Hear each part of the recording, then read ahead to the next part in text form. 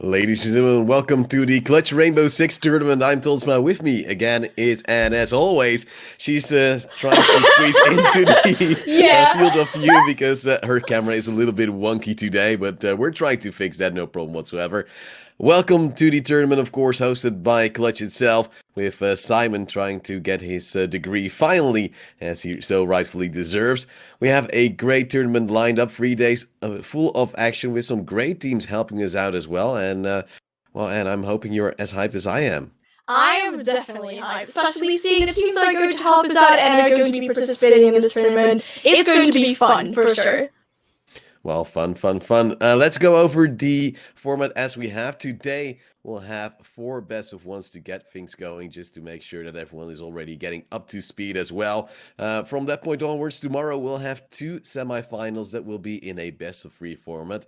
And on Thursday, I'm thinking Sunday because normally Sunday is a final day. On Thursday, we will have the grand final, which of course will be a best of 3. But before that, we'll have a 3rd place finisher, just to make sure that we know what a top 4 will be, just to keep everything as smooth as possible.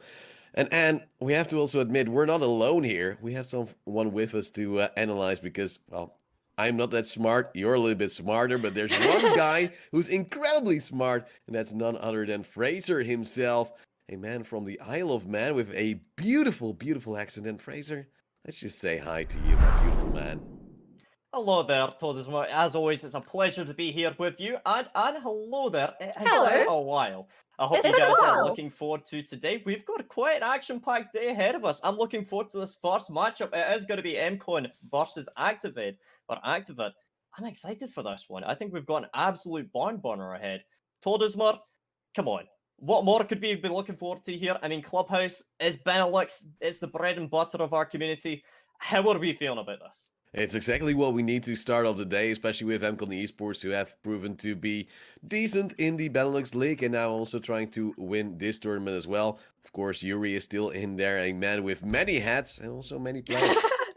Yeah, I mean, talking about MCon right there, this is their first lineup reveal. It's going to be the first time we've seen this lineup being played out here. It is Yuri, Draytor, Gunnar, Bunzi, Patrick playing for today, going up against Activate. And I'm a little bit excited about this. I've casted both of these two teams before. I'm going to be looking over towards Yuri and Karmaz. Karmaz coming over as the IGL from Activate. I want to see him stepping up and performing, because we all know that they are very capable of that. I think we've got an exciting matchup ahead. Do you have any expectations or predictions here for a scoreline? Anne, I'm going to go to you first.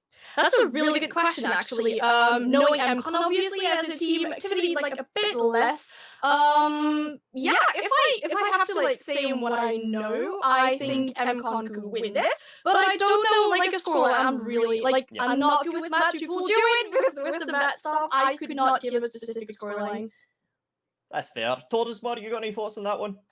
Well, I do believe instead he's been a player that has been in the Benelux scene for a very long time, and just seeing him in the chat as well just shows that he's ready to rule. So I'm just going to give a little bit of an advantage to Activity, even though the manager of MCon will probably smack me for it. I'm definitely going to be looking over towards Activate. I really want to see them stepping up and performing. You know, I've seen this core roster going up against the likes of Sector 1 before.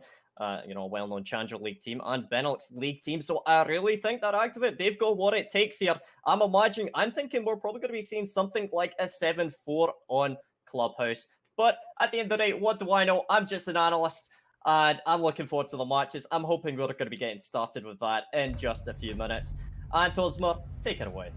In just a few minutes, you're saying, but I do know that we're going into the action right now. It will be Clubhouse with MCon Esports taking on Activity. The first map, a lot of action, and hopefully for Fraser, his prediction will actually be true, because otherwise he'll be in a world of trouble later on, because we'll make sure it will haunt him. First match will start with MCon actually on the defense, banning out Monty.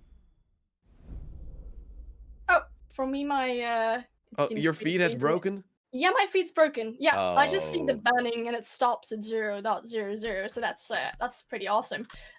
Well, you'll just try to fix that, and I'll just go over what is Exactly. happening as well. Yibana will be the offensive ban coming out from Activity. A pretty understandable to get one of the Heart Breachers gone and out of the equation.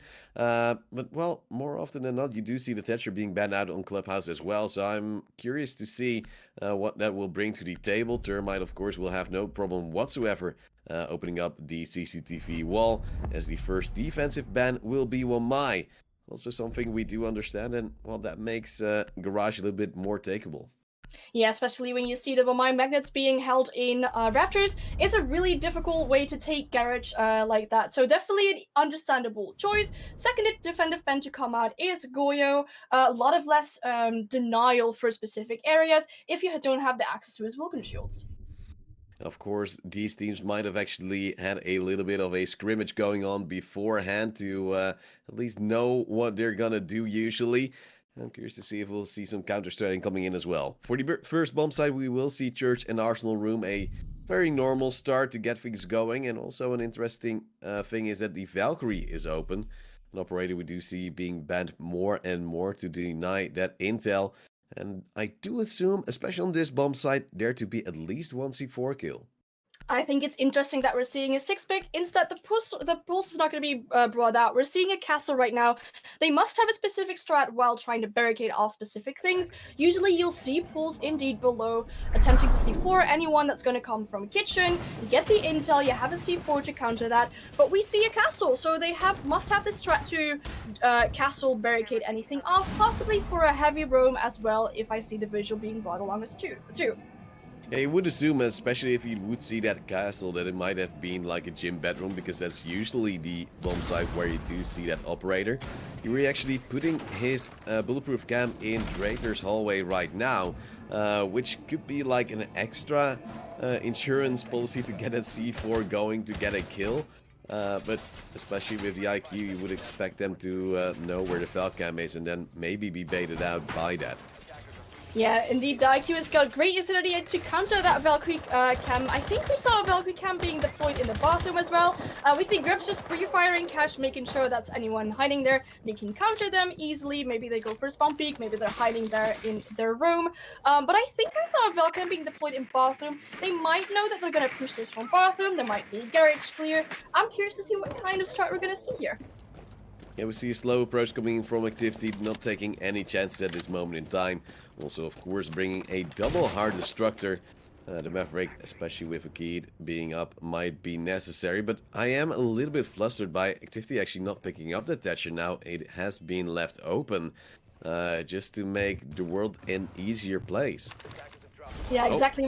We see Stad being injured He here fell. actually outside. He fell with the Oh, diffuser. no. That's gonna take a lot of time for the attackers. Someone needs to get there and pick him up, and that's gonna waste a lot of time for them. Meanwhile, we see Drader holding onto this office here. There was a impact opened just above kitchen. Love a keyboard bug, Stad says. That's not Yeah. really good to hear. Our clean feed is doing a little bit of a buggy as well. I am having a black screen. Not sure whether you have a. No, I'm mighty fine right now. I'm just still a little bit pondering as to how Stan actually fell. He's saying it's a keyboard. Maybe it's just a little bit of fat finger, but I'm taking back all the good things I have said. It's going to be Sushi to fall first as the IQ goes down underneath the castle barricade. But luckily Karmaza will bring it back with the kill onto Yuri into a 4-on-4. The castle has been traded out, as we now will wait for the next kill to come in. It's just going to be the C4 from Drayton being thrown, I believe, from one of the hatches to get a kill in. That's Saudi Sofia also executed. It's a 4-on-3 and Activity is actually on the back foot once more. I still do not have one. I'm very no. sorry. It's okay. I'm here for you. You can do this. I'll just give you your time to think things as Gunner will gun down Kamaze, meaning it's now on to a 4-on-2 and Amcon actually bouncing back real good into this round. Just having to turtle it out, I would assume, because there's no real reason to go any more aggression, as we do see still a C4 onto Mr. Patrick. And 2 impact nades, possibly for a Pokeball onto Stad, who has been low from the get-go due to falling off the rooftop. You'll always like to see one of those come in. We see an interesting angle being held by the Maestro here in church, and we see a white swing sometimes Oh, coming out no. as well. We see someone dropping actually from the game. Stud has left the game, possibly due to the keyboard issues that he's been talking about. So it's only up to Bomber in a 1v4 situation as the Sledge, and he is in strip club. There's only 8 more seconds. This is not going to work. They can take this time in order to fix things out. We might get a rehost after this. Yeah, I would assume so, as Amcon indeed will take this round. I was already wondering, because our good friend's dad was just standing there and waiting, and, well, unfortunately it meant that he left the game, and we already knew, I believe, from that point onward that they already lost the round. That means we'll have us in the view once more, which is no problem whatsoever, because, well, if you just see a little part of it, I'll just get right back into position. I obviously we talked about this a little bit. I have a camera. I use a Sony A6 as my camera.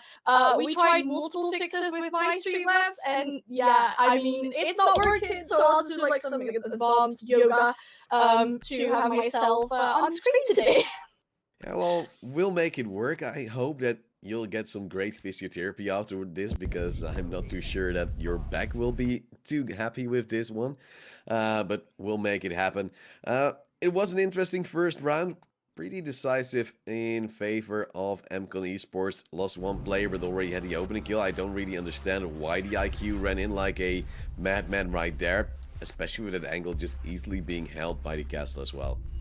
Yeah, we saw a room being set up above kitchen as well. We saw Drotter roaming around in cash. I did not see whether he got a kill. Yeah, unfortunate keyboard issue as well. That could be the reason why we're getting a disconnect here and why we're just restarting the game. So all keyboards are working fine, and that's working out best for today's game. Yeah, would you then, if your keyboard would have bugged, hit your keyboard that hard it would have broken? I don't think so. I love my keyboard, so I'm taking good care of it. I would not smash it just out of the fact that I'm upset with it. Would you? No. I've had my keyboard, well, at least one keyboard for well over 5 years, and then it started to break down. It made me feel really Oh. sad, and I tried to deny the fact that it was breaking down. So I kept using it, and then eventually I had to write articles. And when your Oh. key and your spacebar keeps double tapping itself without no real reason, it just makes you wonder if it's time to buy a new one. And I did, and I bought the exact same one because I liked it so much. And Yeah. they still had it, so yeah. Why I choose a winning didn't- team? I had no adjustment phase. It would just break in the keys a little bit and smooth sailing after that. Exactly. I've had the same. I've had a keyboard where the spacebar didn't work anymore. Imagine trying to play Siege with that. You cannot vault anymore. And you- that's gonna make you upset after a little while. I'm not gonna lie. Just go through the doors, and it's not that hard, right? That's true, but you've got to vault over specific things, and especially if you're like in the middle of a gunfight and you're trying to vault over something, that's definitely gonna make you rage. I mean, I don't rage easily, but things like that could make you rage. But I've heard from Fall Guys you do get a Oh. little bit angry. Yes, I mean, there's But is that rage or just being annoyed? Disappointment. Yeah. That's why I don't play the game yet, because I think I would be very, very disappointed myself, thinking that my hands should do something, but my hands doing the exact opposite and then losing. I can Yeah. already imagine just that going very, very south. But And then there's people saying you should play it with a controller. Well, that doesn't work for me either. So yeah, it's a fun game, it's a party game, but I imagine a lot of people can rage at that game. it's been well over 10 years, I think, since my console phase has ended, so I'm not sure that would work for me either. Sometimes I do hold a controller. I'm like, yes, this is somewhat comfortable, but I don't know how to aim and do things and look because, Nah, the muscle memory is gone, I assume. yeah, I tried to get my mouse in, but my mouse button is too good, which is my second monitor. So I would have shown that that would have been the reason why I wouldn't have to need a controller anymore. But well, I can't get it in screen. It's too far away. Oh I dear. can't fix it. Yeah, but Oh dear.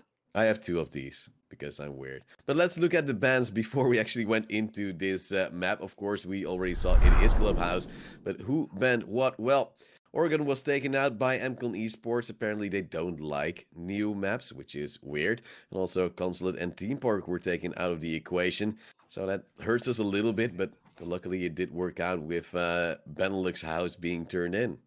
Yeah, Benelux House, indeed. We see this map being brought out a lot. Like, it's the triple C we see a lot. We've seen Consulate and Coastline in Benelux a lot as well. Also with casting Benelux qualifiers and Challenge League qualifiers with Benelux teams. So, Clubhouse, yes, Benelux House, and I'm very excited to see what, like, the future for this game is going to bring us.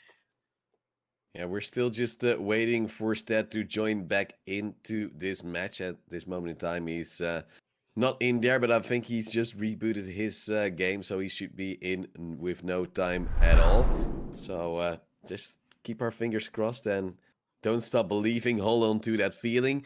Seeing that first round go to MCon Esports this convincingly, are you hoping that they will win as hard as they did the first round, or are you expecting it to be a little bit more close?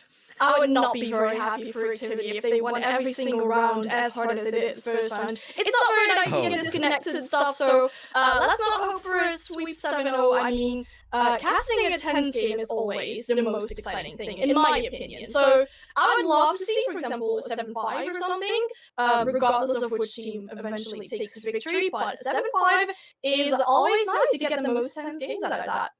Yeah, we just had all 10 players back into the server, and then we noticed that the lobby was bugged out, so we had to remake the lobby. But at least the players were ready, and joining a lobby isn't that hard. We just have to make sure that the first round win is in favor of MCon Esports. The band top rates, of course, Monty, Yabana, Goyo, and Umai will be out of the equation because otherwise players will be annoyed by that for some reason, who even is. But I think we should be getting on our way quite soon. I do know, or I do believe that we don't have infinite overtime for this. How is your feeling towards infinite overtime? Do you like it? Do you hate it? Are you a little bit mixed Ooh. feelings? I think a limited overtime is Like, it's very tense as a spectator. This gives me throwback to the game. I think it was Invitationals where we had like an 11 to something game. I mean, yes, of course, if you get more than 2 rounds difference over your enemies, then yes, you have the stronger team. But a game like that could go on forever, and I think once fatigue starts to kick in, it is not a fair square match anymore. What's your opinion on it? Well, I've been in the Counter-Strike scene for quite some years, and well, you always have infinite overtime there. And a long time ago, there was a tournament in the Benelux, a LAN party, and that went on like 4 times the normal game, and they actually went outside to have a smoke with their opponents because they couldn't care to stay in the scene all the time. But it's time to get back into the match. Of course, we have a 1-0 lead in favor of Amcon Esports, and we're hoping that Stan won't fall off the roof this time to make it a little bit of a more fair fight. That would be indeed, yeah, very nice if he could not fall off the roof this time. I assume that they were trying to fix off any keyboard issues. So we can get into our second round. Team MCon chooses to defend the CCTV cash room, something we quite often see as a first pick, either a second pick, but again, we see the castle being brought out. Oh, that's quite interesting that it might be their default pick for this entire map, something we don't often see. Or maybe it's just once again a little bit of a bait to make them believe they have gone to the gym bedroom. But you would assume, like, if those castle barricades will be put on the windows, there would be no problem whatsoever for Bomber and the Sledge to break those down and get things going for himself and his team. I think Yuri really likes the bulletproof cam as well to get some intel on the side. Because of course, if they would want to clear, they'd have to melee it. Which on this position is a little bit hard, where they'll have to use some of their very valuable utility. Okay, we see the hatch and bar being opened up as well. I think there's at least someone gonna go for a very deep roam. As there's also rotations being made into stock and another hatch being opened up. He's completely blocking up that bar and there. I assume that it might be Skippy that's going to go for a deep roam. And if the attackers are not aware of this, they need to clear out the entire building before they can actually make a push to its side. Well, we do see Karmaza going up already to try to open up this wall, but I don't really understand why they wouldn't be using a Thatcher still and then a Thermite, because that seems like an easier, quicker, and a little bit more safe approach to at least get that wall open without much utility usage, especially because they haven't used the Sledge to, well, at least get the soft parts of the wall gone already. And as you can see right now, I think they've actually messed up and missed a little part. That makes it actually very treacherous to get things open a little bit safe for the Thermite or even the Maverick itself. A C4 could come in handy for the side of MCon. I don't think they're aware of the fact that the bandit was not actually tricking his wall, not actually tricking his wall. If he's not actually tricking it, you could just indeed that should have opened it with a Thermite, but they used that Thermite charge in order to open up the garage. The only thing that could stop them from taking garage control are the players on rafters, but there's no real ADS to stop them here, and there's a run out coming here as we see a player being killed here, and Drader tries to go for that run out, does not hit any shots just yet, possibly under the Sledge, as I see that it's been taken down about 25 HP there. Yeah, Bomber checked the angle just before being peeked, as now Yuri will go on the aggression. Double kill for him, and that's another great start for MCon Esports. UMP working wonders despite being, well, sometimes called the worst game or gun in the game. As we do see Sushi get 1 kill in return. Yuri may be over-aggressing a little bit after already having that diffuser control, so he might have wanted to go a little bit more passively. As we do actually see Skippy playing here on the mezzanines with his ADSs. But with the Sledge being down, I don't really know how activity will actually clear him out. Despite, of course, Karmas also being able to come in with his frag grenades.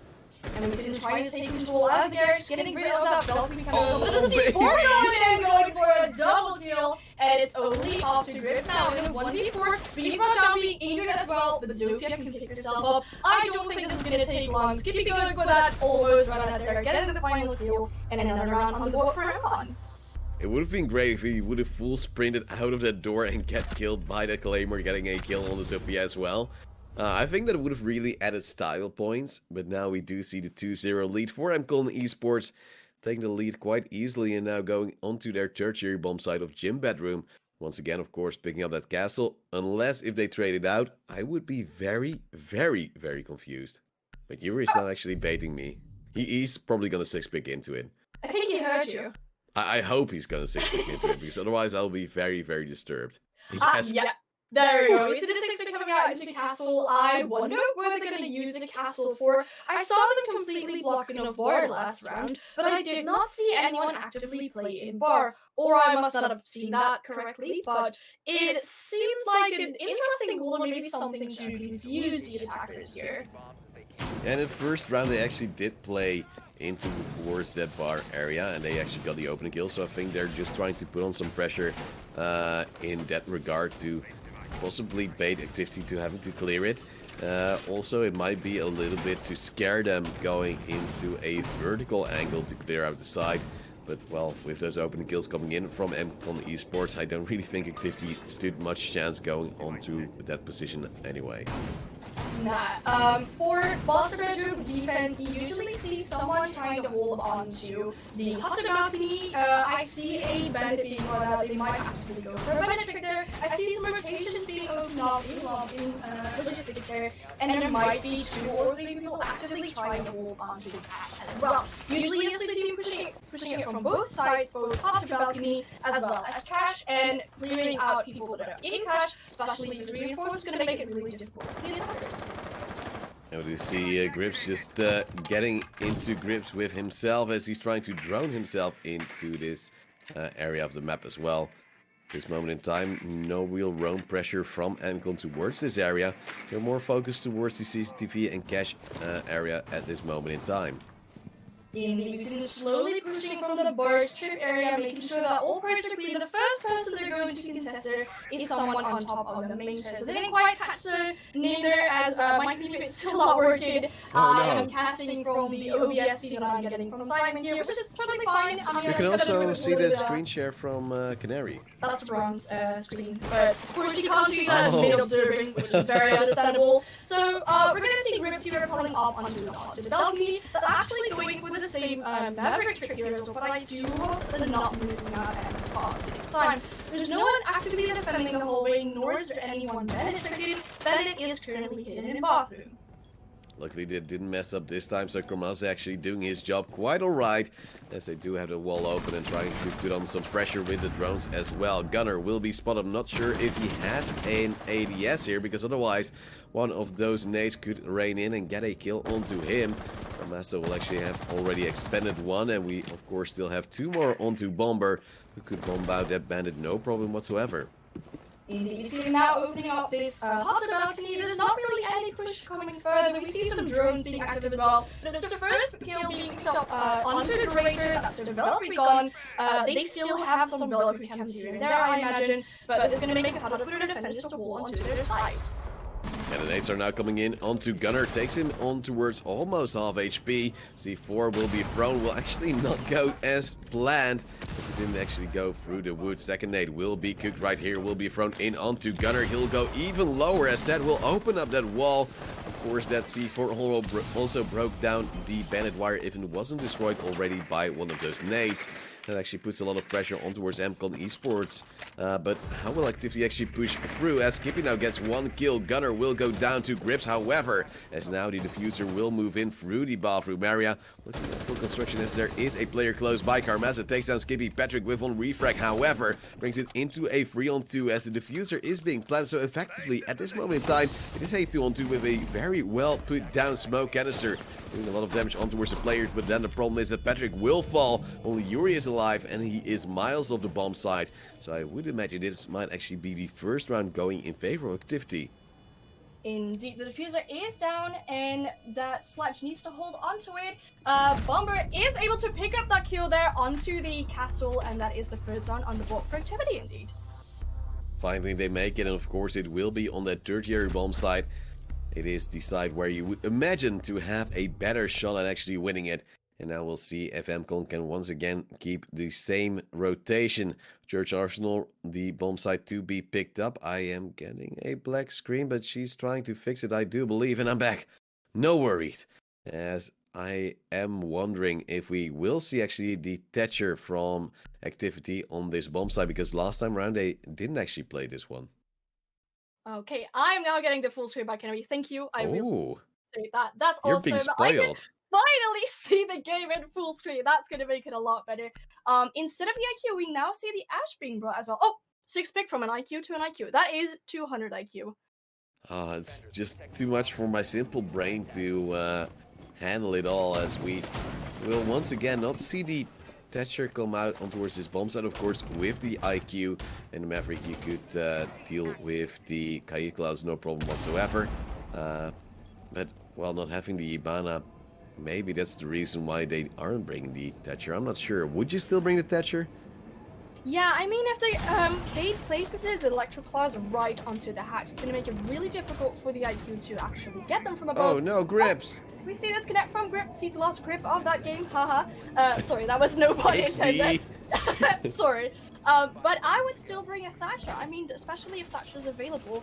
If Patrick is able to place his Electro Claws in the right way on that hatch, it's going to make it really difficult for IQ to spot them out and actually get rid of them. But it seems that the players are still going to continue with the game. Yeah, but like, not just those Electro Claws, you also have the Maestro camps that you might want to contest. I'm actually a little bit intrigued by not seeing a Jaeger coming out, as we now see Sushi and Bomber getting kills. That as well onto Skippy. What's happening? They're all going so aggressive, and it's working out wondrously for the offensive side, as it's already a 4-on-2 situation, despite losing a player that has disconnected from the get-go of this round.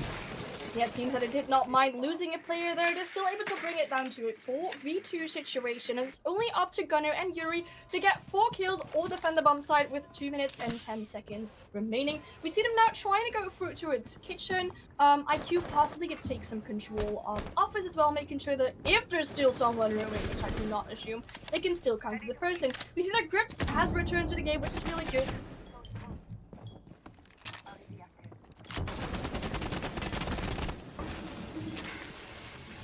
Yeah, no impact trick coming out, as Gunner has already expended all of his nades. And now we see Yuri just laying down, hoping a player will pop up soon so he can take that head clean off. But this moment in time is looking like a very bad round for MCon Esports, losing 3 players within, I believe, 10 seconds even. And they're now biding their time, hoping that one of these players could have a great spray down.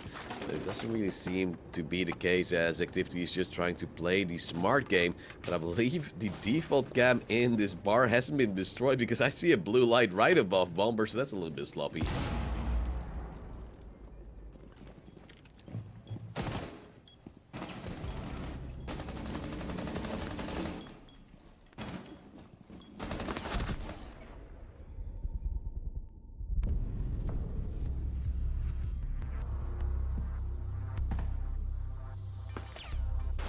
And here we see Activity actually equalizing the score. And I'm quite impressed as to how easy this offense seemed to go, especially after they lost that first 2 rounds quite convincingly. They've just turned around, and it seems like either MCon is getting more sloppy or Activity knows how they are playing.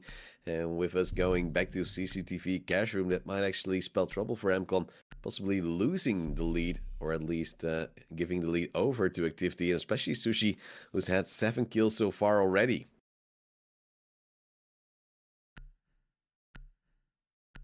Whoa.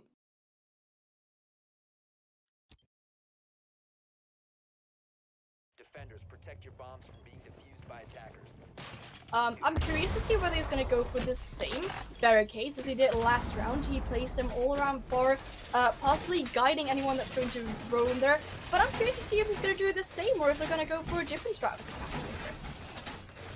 Yeah, I'm still a little bit flustered by that castle, because there would be operators that have more value, but then again, the Goyo has been taken out, the Wumai has been taken out, so who would you want to possibly slide in here for the MCon side instead of that castle, which is seemingly one of their niche picks going into their clubhouse threats?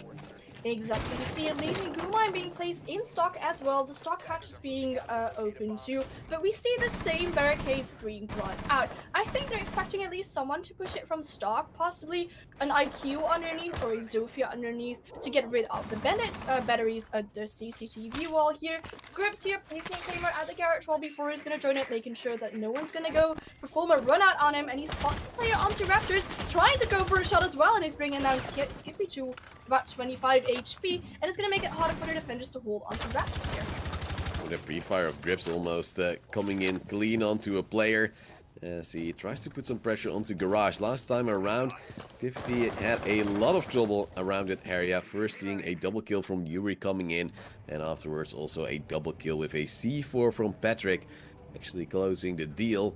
But now we do see Drater still on the roam. Patrick actually going low on towards 24 HP. Having to bide his time and hope for better times, as I think that drone might actually be able to spot out Drater with no problem whatsoever. But Drater wants to fall back. He's way too scared at this moment in time. It's activity actually not doing much, and especially Sushi. His drone's just chilling there. Has he disconnected? Nobody knows. I'm not sure about it, as IQ is being very silent. Oh, the drone is moving though, so I don't think he is disconnected.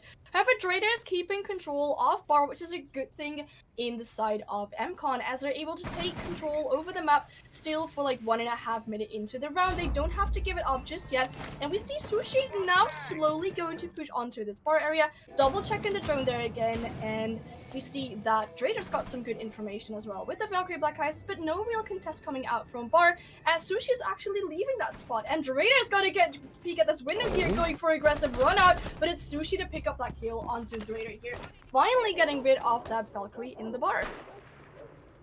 Drater trying to get the advance for his team, but actually losing it in process due to also not having a C4 with him. Might actually make it a little bit harder. Patrick with a good pick at the right time, as Bomber was prepping a nade to get him. But now he will go down to stat, as there will be that refrag coming in. That means the lead is once more in favor of Activity, player-wise at least, as Sushi is also still alive, and with him being the top fragger for the team, it will be hard to clear him out. Now there will be the push from Garage. Pre-fire is coming in, but Grips with a kill onto Skippy. That is the Jaeger of the board, as there will be the peek coming in from Gunner, but he can't make it work more than just one kill. That means Yuri is all on his lonesome. 1v3 situation, 20 seconds left, and he still has an ADS to work with right in front of him, but he has to go aggressive, or at least he feels like he has to. As the Diffuser will soon chime in towards the side. He will go down, and Activity will actually get a lead 3-2. Yeah, we saw Yuri there indeed going quite aggressive. He did not really have control of the site anymore, and we saw a plant going down there as well, so it's quite understandable why he felt the pressure to go aggressive there, trying to go for a sprig, but be gunned down from that garage window in the process. It's going to be sad times for MCon. First, doing really well the first 2 rounds. It seemed like an easy breeze and them steamrolling over Activity. But from some disconnects and some plays from Sushi right after, MCon have been struggling, and now going back to Church Arsenal room. I'm not too sure what they should do to fix it. Probably play a little bit more passive, because last time around they were peaked all one by one for a 10 seconds to lose the round pretty much already. And I'm just hoping that they can play a little bit more collective at this moment in time and not go for those crazy plays. Yeah, exactly. That would be very good for the side of MCon. Again, they're opening above the kitchen here. Not sure whether they're actually... Okay, they're actually going to go for that kitchen hatch reinforcement there. But I think it's Skippy that's going to be holding onto office above. And he could possibly take out a Stead that's going to walk in kitchen in an attempt to get that hatch there. If they don't spot him out there. And yes, he's got the right utility to do that. He's got the gadget that's going to hide him from drones. So he could stay well hidden there. And they're going to have a hard time trying to open up that kitchen hatch. Yeah, we do see a similar setup operator-wise at this moment in time. Yuri loving that castle. Well, maybe the castle is one of the things they feel like they need, as they don't bring a smoke or a mute, so they do have that shotgun to create rotations and vertical angles if need be. Especially because Patrick favors the AUG over the TCSG as well. And we see them gonna go for the opening of the hot tub balcony here. They are aware that there might be anyone roaming above for a top floor room. They need to clear that person out, but it's Skippy not actually holding on to office, but holding on to bar instead. Patrick is holding on to construction here, as Decade being possibly has cated the walls in construction here. And we see Sushi trying to hold on top of the main stairs, making sure that nobody's gonna go for a safe rotate day. Yuri picking up the first kill onto Grips. That's a Zofia gone. Somewhat, they say the main fragger, a lot of utility gone, as well as you no longer have access to the lifelines of Zofia. And it's gonna be very painful if there were a lot of deployable shields. Luckily for Activity, there's only one from Drater as he now goes down to Karmaze. Skippy also on 1 HP has fallen back to side because there's no reason to roam anymore with that amount of HP. Yes, we do hear a nade from Karma's also trying to get some damage in. At this moment in time, it seems like we're slowing down in towards this round with 1 minute 30 left on the clock. Some utility being spotted out by the IQs, trying to be on the safe side. But I would have preferred Drater to possibly have that C4 with him to at least create some more pressure and possibly some more kills for his team. As I do believe that when they turtle into the side, they do miss a lot of pressure, which could have been from that C4 as well. Yeah, interesting tactic by Stavros here as well. He's used his exothermic charges for the hot tub balcony, as well as the stock wall, if I'm not mistaken, so no hatches are going to be opened up in this round. However, the stock hatch is soft, and the bar hatch was already open. We see hot pings coming out, and we see Karmaz here actually putting out that grenade real quickly in an attempt to possibly get someone in Moto or Church, and they know there is someone defending it at this wall here, as the hot pings are now coming out for the attackers here. We will see some sprays coming down. They're still a little bit wary of possibly a C4 coming up. But also they're trying to prep for a nade to go over the church wall. Massa creating some angle holes. It's going to be Sushi to get a kill onto Gunner, and Yuri might be in a predicament as well as Patrick now takes a kill onto Bomber. Skippy with his 1 HP will finally go down as well. It's a trade fest going left to right. Time and time again, and now we do see Activity once again having more players, but they still have to enter on towards the sides. Patrick with a double kill for himself. Yuri with a down, sprays down onto War Sushi, but he can't get a kill. But luckily, Patrick will, as we do see MCon equalizing the score with a 3-3 halftime. The situation for the defenders did not look as good at all, as they were only holding on to Church. They were aware of those players pushing from stock from Moto hatch, and Yuri was able to pick up a double kill, if I'm not mistaken, in Church, perfectly holding onto that Church bomb site. And we saw the beautiful crossfire coming in as well to pick up that last kill. So it's a 3-3 split going into the other half of this round, where we now see Activity on the defensive side. Yeah, Capitan now coming out, an operator we do know to work wondrous on this bomb site, or at least this map. On the CCTV cache bomb site, of course, works out very well. But also in Church Arsenal, you could sound out some players if need be. Of course, something different from the Activity side on defense. They don't happen to run a castle. And I know you are as flustered as I am that they don't use that operator here. Now, when I saw the castle and I saw the visual, I was reminded of this deep SSG roam strat that we've seen a lot, where they've had this 100% win rate, and they were just like roaming for them. That's what it kind of reminded me of. I did not see the similar strat with the visuals holding onto bar and the castling off save rotates for him. So that's what it reminded me of, but it could be something very specific for MCon that they really, really like this castle. Yeah, it worked out for them, at least in 3 of their rounds. Utility-wise, the Bulletproof Cam gave them the intel they needed, and it, of course, also takes Activity some time to run it down and destroy it, either with a sledge or whatever other player wants to punch it out of the wall, because luckily it can't float. As we do now see a slow start coming in. Something interesting is that we don't see an echo coming out just yet, despite it not being bad, and like, possibly for the CCTV cache, you might want to have a little bit of a roaming echo, or just have him play very safely and have that utility work later on, or just use it for the intel, because of course it's hard to clear. And if you know, for instance, MCon not running an IQ, you can actually take advantage of that.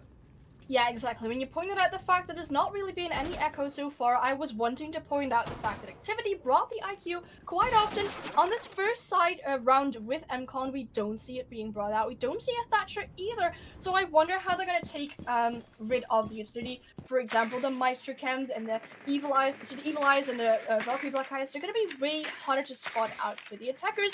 They're slowly trying to drone out bar, some pressure onto Blue as well. But I think we see Grips, is what I assume at least, holding onto Blue still, possibly with some ADSs, and I think we see Evil Eye there as well. We see Patrick almost missing his shots here on the person in blue. Not hitting his shots at all, but the person in blue is aware there is someone pushing down from blue stairs right now. Yeah, so she will try to help out Grips, who actually almost got taken down. And Patrick will take some damage from it. Elda giving Grips some time to move back in towards his position here at blue. And also now noticing that this hatch has been opened up. Nades will follow in, but there are some ADSs because, of course, there will be at least one, usually two, here at blue.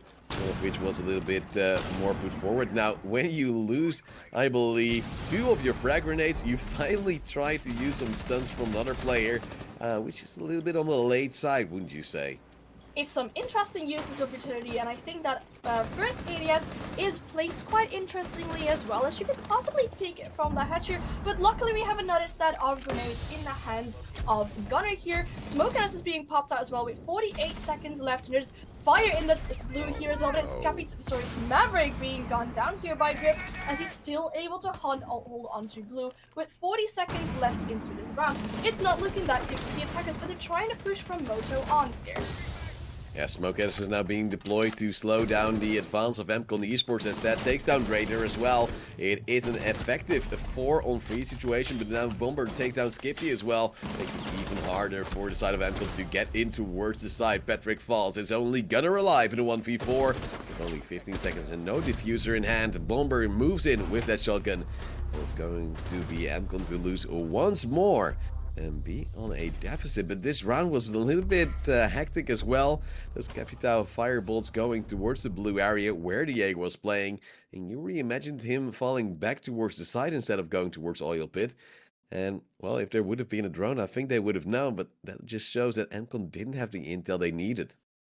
No, and the Jaeger was able to hold onto blue for until 40 seconds into the round, then had a beautiful angle onto Moto as well, being able to pick up a couple players pushing from there. So all in all, a good round for Activity here, and I'm curious to see if they can extend this win by going to CCTV Cash. We see a similar lineup being brought out, same goes for MCon as well.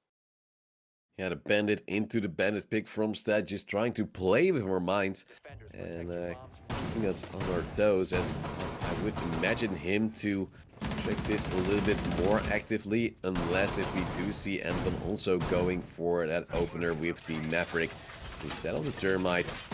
Once more, not seeing that Thatcher being picked up, as it has not been banned, but this might be the thing that we've talked about with Mira a long time ago in the past. When an operator has been banned so many times, do you actually know how to use it? Or at least do you want to use it because you know how to play a different from that operator? And with Maverick you still get 2 frag grenades, so why would you, right? Yeah, exactly. Mira is a very strong operator. Yeah, we see her being brought out. In the past quite often. Until she got banned a lot, we say this kind of thing, that Mira's being banned in EU quite often. She's in this basement where nobody really gets to see her anymore. She doesn't get to see daylight. But yeah, if you don't make any strats with Mira anymore, you don't really use her anymore when she is available, because you've got strats with other people here. But looking at this Maverick trick here, we see a different Maverick trick than usual being brought out. Raider going for that Maverick opening up here. We see Gunner already opening the wall, which makes sure that if they are able to open that bottom part, which the Maverick is not doing just now, possibly attempting to avoid a C4 here, if they open the bottom part with Maverick, the wall is going to be fully open. Grips are getting the kill onto Patrick here. That's the Capitao gone. That is a lot of utility not being able to be used in this round anymore. That's quite painful for Patrick to go down that early on, despite already having a good match so far. I believe there's still a roamer from Activity downstairs, at least at the new blue stairs, and they're indeed falling back towards the side. Skippy has spotted them out with his drone, now trying to find them once more, but they're still relatively aggressive. One, I believe, in the stock room, and that one has actually not been spotted out. It will be Skippy falling to grips, despite being able to spot him if he just stayed on his drone that little bit longer. And that's already 2 kills, 3 kills even, going in favor of Activity, as now Yuri will fall down as well, making it a 5-on-2. The wall has been opened, but at what cost? Yeah, and the wall is open, making it a run-out possibility for the enemies here, as well as Seth is able to pick up another kill onto Drader, making it a 1v5 situation for Gunnar. He needs to clutch ace in order to get this kill. He has an angle onto this Legion here if he possibly steps further into Bar as well. Smoke Cannon is being popped with 1 minute into the round. I'm not sure why they would do that. There's no real way to feel pressured at all. I'm not sure if they know where the Slash is located, but it seems that Gribbs might have an idea as he's still trying to hold onto this bar angle. I think they're just tossing them out just to have map pressure and utility usage and sick terms like that, because at least it seems like they're doing something. Because otherwise, well, with so much time left on the clock, you're going to get bored if you don't press any buttons. And I would imagine someone from Activity to go on a more aggressive hunt, as Gunnar is at least biding his time, waiting for Gribbs to come in. And I think he's just hoping that one day he will go there. And Gunnar will be able to improve his KD, because so far it's not really going too well. And oh, Gunnar might be the impatient one. He's taking a step forward, and does it kind of look like a still cinematic where it's just like, oh no, you go first, oh no, you peek first. But no one's really taking the initiative here, as it's gonna just slowly move forward to the door. He's being able to pick up that kill onto the Legion though, but with 10 seconds left into the round, there's not really much he can do. And that's another round on the board for Activity. Yeah, Bomber almost granting him a second kill, but then figuring at low HP, I'll just run away. There's no reason to give him any more confidence than he already has. And we see Activity now going to a 5-3 scoreline, having a decent lead going into their tertiary bomb site of Gym Bedroom. The castle will actually be picked up onto this bomb site, I would imagine, as of course it is one you do like to have. Skippy actually going on towards the sledge last second, as Gunnar picked up the Sophia. So a little bit of a role change right there, as Gunnar will now take that Ash, which Skippy ran the previous round, but Sophia would be a little bit of a safer option as well, if you would see that west wall to be contested by, for instance, a bandit, which luckily for them isn't here. Yeah, exactly. We now do see the Mira being brought out. I imagine the Mira, they're trying to go for the bathroom take or some take in cash, assisting the players that are going to be playing in cash so they can hold off the attackers for a bit longer, or they can go for this interesting Mira strat onto construction here. They might expect players to push it from cash, then onto construction, and then try and take control out of master. So for anyone that's going to be holding this Mira, it's going to make it easier to hold onto construction here. Yeah, it's going to be Bomber just to try and reinforce and then leaving it open. If it's going to be left open, that will be quite interesting, actually. Because then you would imagine someone to use some utility, especially like Skippy from the side trying to smash it open with his hammer, as that will then have a possibility to come in with a C4, which might actually be quite nice to work with. Especially with this mirror window, giving him the intel he needs, and also staying safe. Yeah, it might be just a bait off the attackers here as well, as they're thinking that it's quite easy to push this, it's quite free to push this, but then there's a mirror holding it with a mirror ball and a C4 there. Ooh, some early attempt for a gun fight we see here being brought out, as we see Gribbs holding onto Cash, trying to go for a contest here onto this drone, but actually being taken down over the HP as well. They're gonna go for the opening of this Cash wall here, making it easier to push into Cash, but there's a Jaeger and he has an ADS there, being spotted out now, but he goes really aggressive. I'm not really sure why he would do that. He's trying to at least waste as much time, or at least get a kill in to get the score going for Activity. On the angle towards the garage, but there will be some support as well from Sushi. That's maybe the reason he's gone so aggressive. As we do see Draker falling, that's the Maverick gone, as he's still on 0 kills, but luckily he's got some assists, so no 007 for him. It's going to be some aggression here from Gribbs, and a little bit of over-aggression rather, as we do see Patrick getting 1 kill in return. There was no actual reason for Activity to go pushing right there at that moment in time. That does equalize the score. That does negate some of the time that they have won. As we now also see Sushi having to fall back. Spotting a foot as well there from Skippy. There will be a nade coming in. As Patrick takes down Sushi as well. Makes it into a 4-on-3.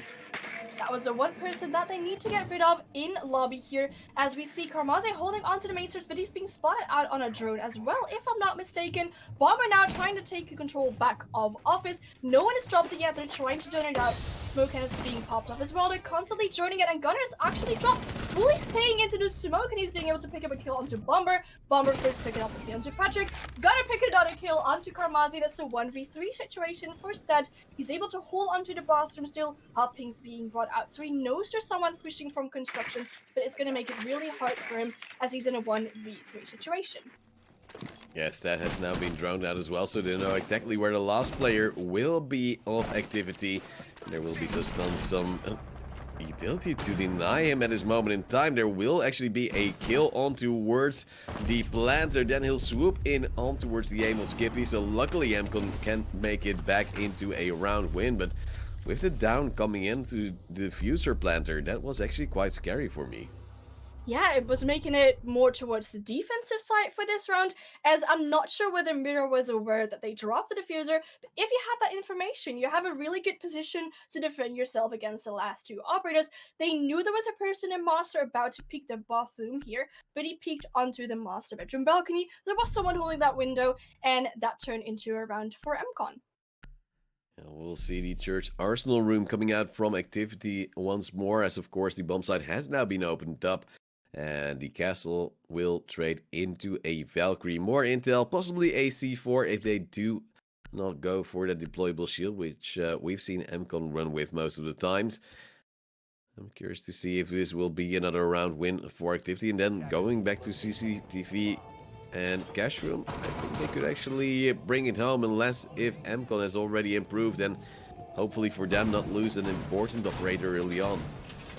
Indeed, we see some standard rotations being made as well. I'm curious to see if anyone from activity is going to be roaming. It could possibly be Grips into blue again. Last time that worked out really well for them with the ADS there. One of the ADS is in quite of an interesting spot, but if we could hold on to it, it's going to waste some time for the attackers, reinforcing some hatches as well. On the attacking side, we only see Yuri and we see Dorado onto the Heartbreakers, so they might be able to open up some hatches or possibly Churchwell, which, if I'm not mistaken, is still soft. Bomber's going to go for that reinforcement now there, and we do see the attacking, the action phase starting now.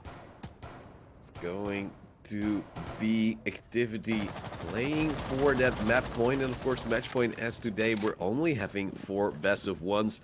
Tomorrow we will have 2 best of 3s to see who will bring it into the final, and we'll go towards that third place decider match, as we have Stat standing by for an impact trick. He'll be spotted out by a drone, you would assume, and they would know he'd be here. But will he be successful to clear it out? There will be a nade coming in right there from Drater. A second one should actually be cooked as well. Unless if he just wants to open this up, it's going to be Karmazu with the first kill onto Gunner. And there's going to be some aggression from the Valkyrie, taking out the Ash, which luckily for MCon doesn't bring too much utility, but of course brings a great gun to work with.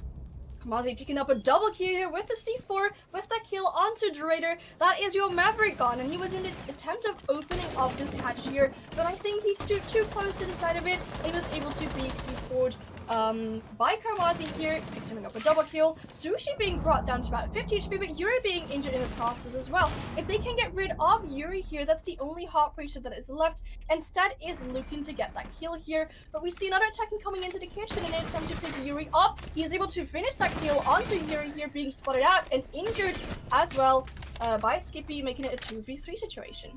Yeah, a lot of aggression coming out from Stat right there. A little bit of over-aggression, some would say, but still it worked out wondrously. As we do see Karmaze getting a more angle towards blue with the Deagle as well. Trying to make sure that whatever is necessary to win this round is already in place.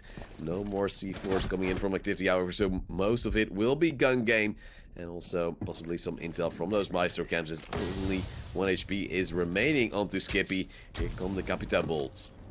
Yeah, Grip's going for a very aggressive peek there, prone at the boxes, as he was able to bring Skippy down to about 1 HP indeed. That's making it really hard for the attackers. We have some grenades here still in the hands of Skippy. He's trying to toss them down to connect to Karmaze, but they're not connecting thus far. He's been brought down to about 5 HP, or he has taken 5 HP away from Karmaze. But we see Patrick here onto this hallway, slowly pushing into Moto, but Skippy needs to watch out. If he stays in these goo mines for any longer, he's gonna get his life taken away by them. It's gonna be scary here for Skippy as he skips in towards the wrong pirate down. He'll go down to Karmaze, leaving only Patrick alive with half HP. He's still under that motorcycle hatch, 15 seconds left, and still some hot pings coming down, I believe, from the Maestro camps now, trying to smoke things off. The Grips will get into a prone position to take him down whenever he moves a little bit too far, and that moment has already come right here, right now. You would imagine Grips with a great swoop in, and he'll get a kill. Map and match point right here for Activity. Again, a beautiful hold by Grips here. This is in blue and an armory as well at the boxes. I don't think any player expected him to hold onto this main stairs here as he was prone and boxes, and then able to pick up the last kill onto Moto as well. It turned into a really difficult situation for Patrick in a 1v2, and we're getting to match point now for Activity. CCTV cash room design I already talked about prior to this round. Place they could finish it off, and I'm curious to see what we will see. Will there be anything different? Grips possibly on the dock, but I will imagine him swapping that out in the 6-pick phase, because if you're going to run something that aggressive which you haven't ran before, you probably want to 6-pick it in just to make it a surprise. But it seems like he's going to stay on this operator, and well, I'm not sure. Will he go aggressive, or will he play the mezzanines with that strong ACOG? I'm expecting him indeed to play on the mezzanines or the rafters, depending on what color he uses indeed for that. We saw Grips playing the round before as well with the Jaeger, if I'm not mistaken. As a dock, you can hold on to get to the garage door, and you can see the shadows of players actually approaching onto the garage door there. You can take them out, and if you're being brought down to about, let's say, 5 HP yourself, you can stim yourself back up to, I think, still to 100 HP, making it easier for you to hold onto rafters here. And I do think that garage control is essential for the attackers to make a good push onto site and to be able to plant into default spot. Yeah, luckily for MCON, they do have the Capitao as well. So if they do manage to get into a position to push with that fireball, they could clear out, or at least put a lot of pressure onto a player playing on that mezzanines area and try to get either the frag or at least a position to go towards the side. Patrick now takes down Sushi, who for some reason as the Maestro has gone aggressive, and I'm not too happy about this move. Now, not too happy about this either, because his evil eyes will remain closed for the rest of this round. It's a lot of utility gone on the side of Maestro here. We saw Grips being brought down in HP a little bit as well. He's still holding onto Raptors. He stimmed himself back up to 100 HP still, but we could see an attempt to open up this cash wall, the CCTV wall later on, because they have Jareza and they have Yuri. Lots of opportunities to open up this wall here.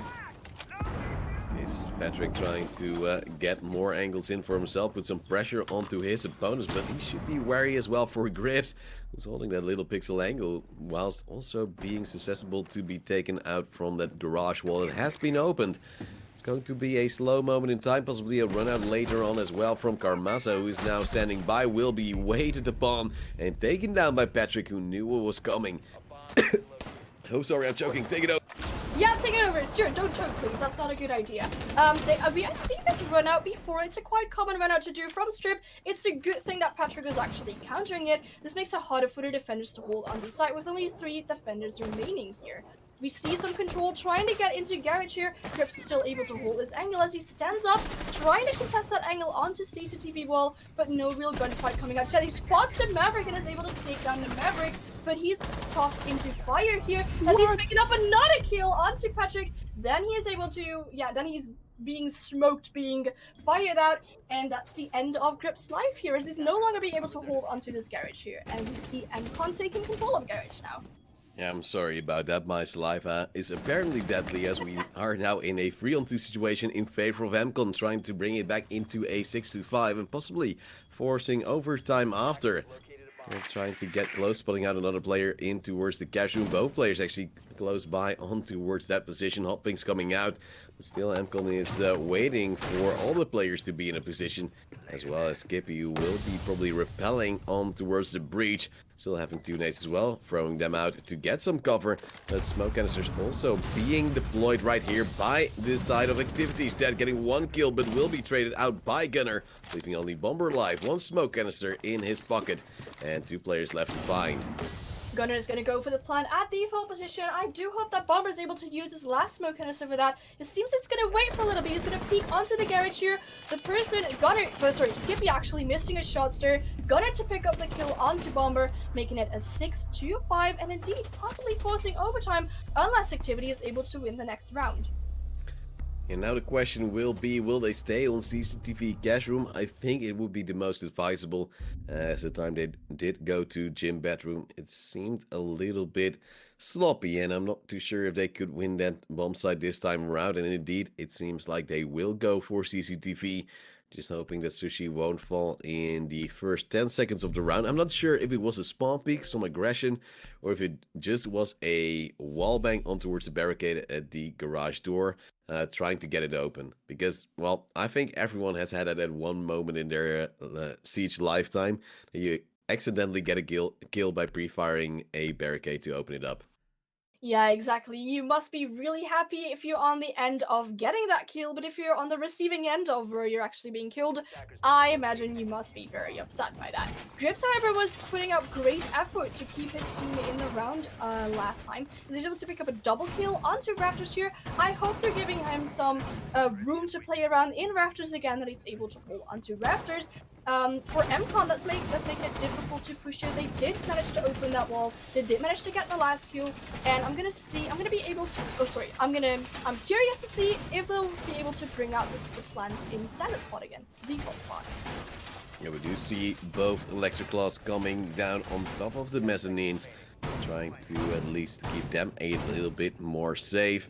That would mean that Yuri will have to open up the east wall, and there's no real counter to that, so I'm not too sure why there isn't one of those Electroclaws standing by at this moment in time to first fake that and at least keep Yuri from opening that up and having Drayter to expend some of his charges. We now see Grips taking down Gunner, almost taking out Drayter as well, as he was just a little bit later on that peak, and I wouldn't say too late, but just in time not to peak.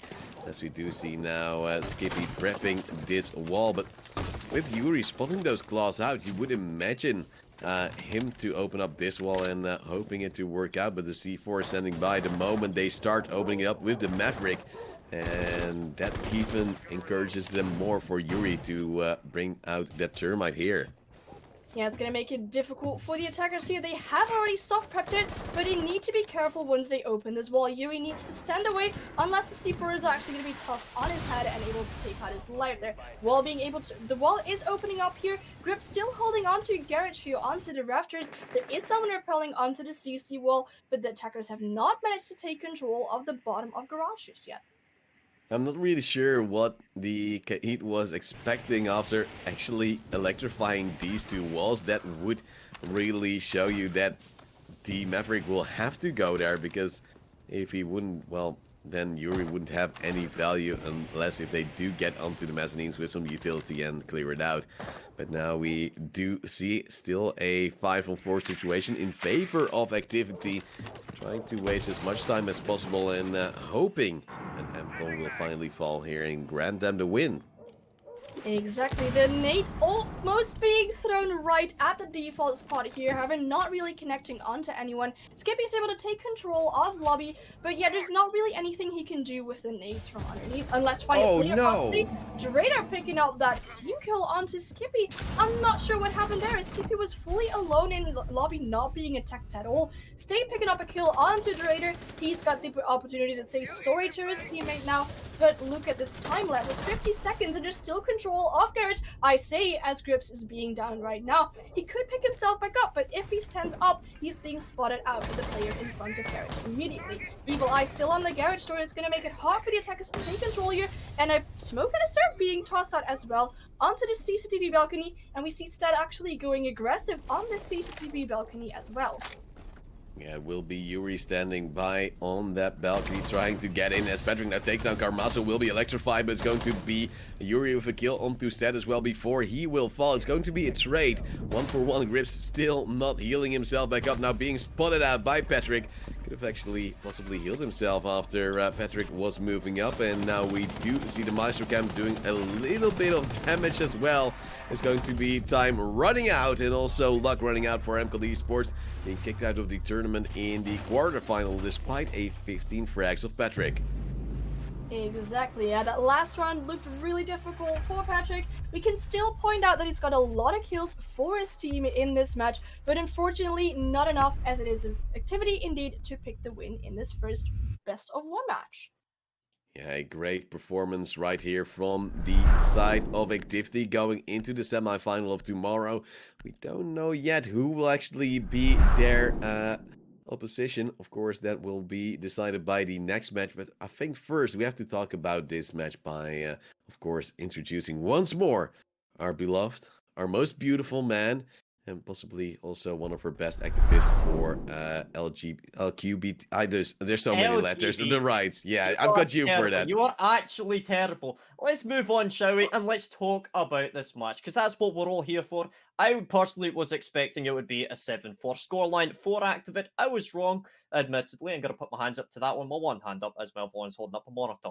Ooh. So, let's talk about this real quick, shall we? Okay. Sushi, Patrick really stepping up and doing a lot of impact in that round. You saw it time and time again. They're really fragging out for their teams. And I think you can really highlight just how impactful it is to have these players that kind of step in like that, isn't it? Like time and time, Todd as well. Time and time again, you see these players absolutely gunning for their team. How important is that? Yeah, I was just also a little bit scared because they were very impactful, but sometimes, especially on their defensive side, a little bit of over-aggression could be spotted out. So I do think they had a lot of value. I do believe that they are very impactful, but I'm just scared that against some teams, that over-aggression will be punished later on, and they might not have that much impact as they did this time. Yeah. Now, one thing I'd like to highlight there, let's look at the bans real quick. One my ban off the board, okay, that's going to be interesting. It means that it's going to be a lot harder for you to hold on to areas such as blue or in garage, but it's kind of the opposite. You look at how MCON played on the attack, trying to take blue, and they really struggled with that to the degree that bonding ADSs was something that they hadn't even considered. They lost 2 Maverick frag grenades to Jaeger ADSs before Patrick was finally able to throw in flashbangs. By that point, Maverick had run out of his frag grenades. The Jaeger was still able to play inside of blue virtually uncontested. That is the opposite kind of result that you want to be seeing in that kind of situation. You want that one my band to really force the defenders back into more defensible positions. You've only got your Jaeger to, really protect you from any grenades. So the fact that we're not really seeing as much of a usage of those frag grenades as I would have liked to have seen, I think that's something that I'm not quite sure about that. Now, Anne, we did see Goyo was also banned out there. Do you feel like that kind of impacted any of the teams here? I mean, Goyo being brought out, generally speaking, you'd be seeing either Goyo or Smoke playing deep inside of Dart, but it's not something we saw either team do. I mean, from what I'm aware, Activate were the only team to bring out that Smoke in any meaningful value. Like, what is your thoughts on that? Yeah, I mean, we saw this in the Europe Major as well. We see it here. Smokehouse being popped off quite early. I mean, I imagine players feeling pressured in some kind of way for them to use their smoke canisters. But if I look back at attacking rounds, I don't think that a lot of players actively pushed the dirt tunnel. They chose to push Moda, they chose to push blue. So yes, if you bring out a Goyo and place the shields into dirt, they cannot be as handful as you think they could be, because if no one's pushing it, the shields are just standing there and not really doing anything for your team. Yeah, I mean, especially when we look at that Church Arsenal bomb site, a lot of these teams and a lot of these rounds were played in a very lateral style. You saw them attempting to open up the hatches, and then they would generally push in either through blue side, with the side of MCOM, they generally prefer to push from that direction. Or secondly, they tried to push down main staircase, push it into motor, and execute through there. We didn't see a lot of pressure coming out from either team inside of darts. The fact that they didn't bother to play the smoke in there, I think, is very logical by both teams to recognize, hey, we're not having any issue over here. Let's just get a bash. Let's stick them over there. Todesma looks glorious as always. Yeah, I don't I'm know if his... purple as can be. Oh, you're glorious. You look great. All right. Now, in that last round, I do kind of want to highlight this. There was a team kill by Draytor. That's gotta sting a little bit, doesn't it? You know, you've got to be feeling, hey, okay, we're down in the dumps. We're not doing as well as could be expected. We're at match point, and we just team kill. How do you think that's going to affect Todesma? How do you think that's going to affect these teams and their mentality and the emotions with the team from that? Well, it's always a big tilter, especially if you're still trying to get back into that round. If you're already on the deficit, the team kill comes in, you just feel all faith going into the rest of the round slipping through your fingers. You're trying to step up, maybe over-aggressing due to that. And, well, I think from that point onwards, when the team kill came in, the team was done for. And you saw it, there was no real possibility for them to come back after. And unfortunately, it meant the end for MCON, but a great success for Activity. Yeah, so good news for you guys. We are going to go for a quick break in a few minutes. We will have our next game up shortly. It's going to be Slaughterhouse EU versus 4 Elements. I'm rather excited about this one. We're going to be playing on Villa, and I absolutely adore this map. I can't wait to see what Slaughterhouse EU is going to be bringing for us. It is an all-female lineup, so I am very excited about this. They've got some very recognizable names, but going up against them, we've got 4 Elements, a well-known and respected Benelux team. They've got a lot of experience on their side, but only time will tell. But for now, I'm going to leave you two to it, and I'll speak to you shortly. Yeah, thank you, Fraser. We'll go to that break and we'll see you with a few minutes of relaxation.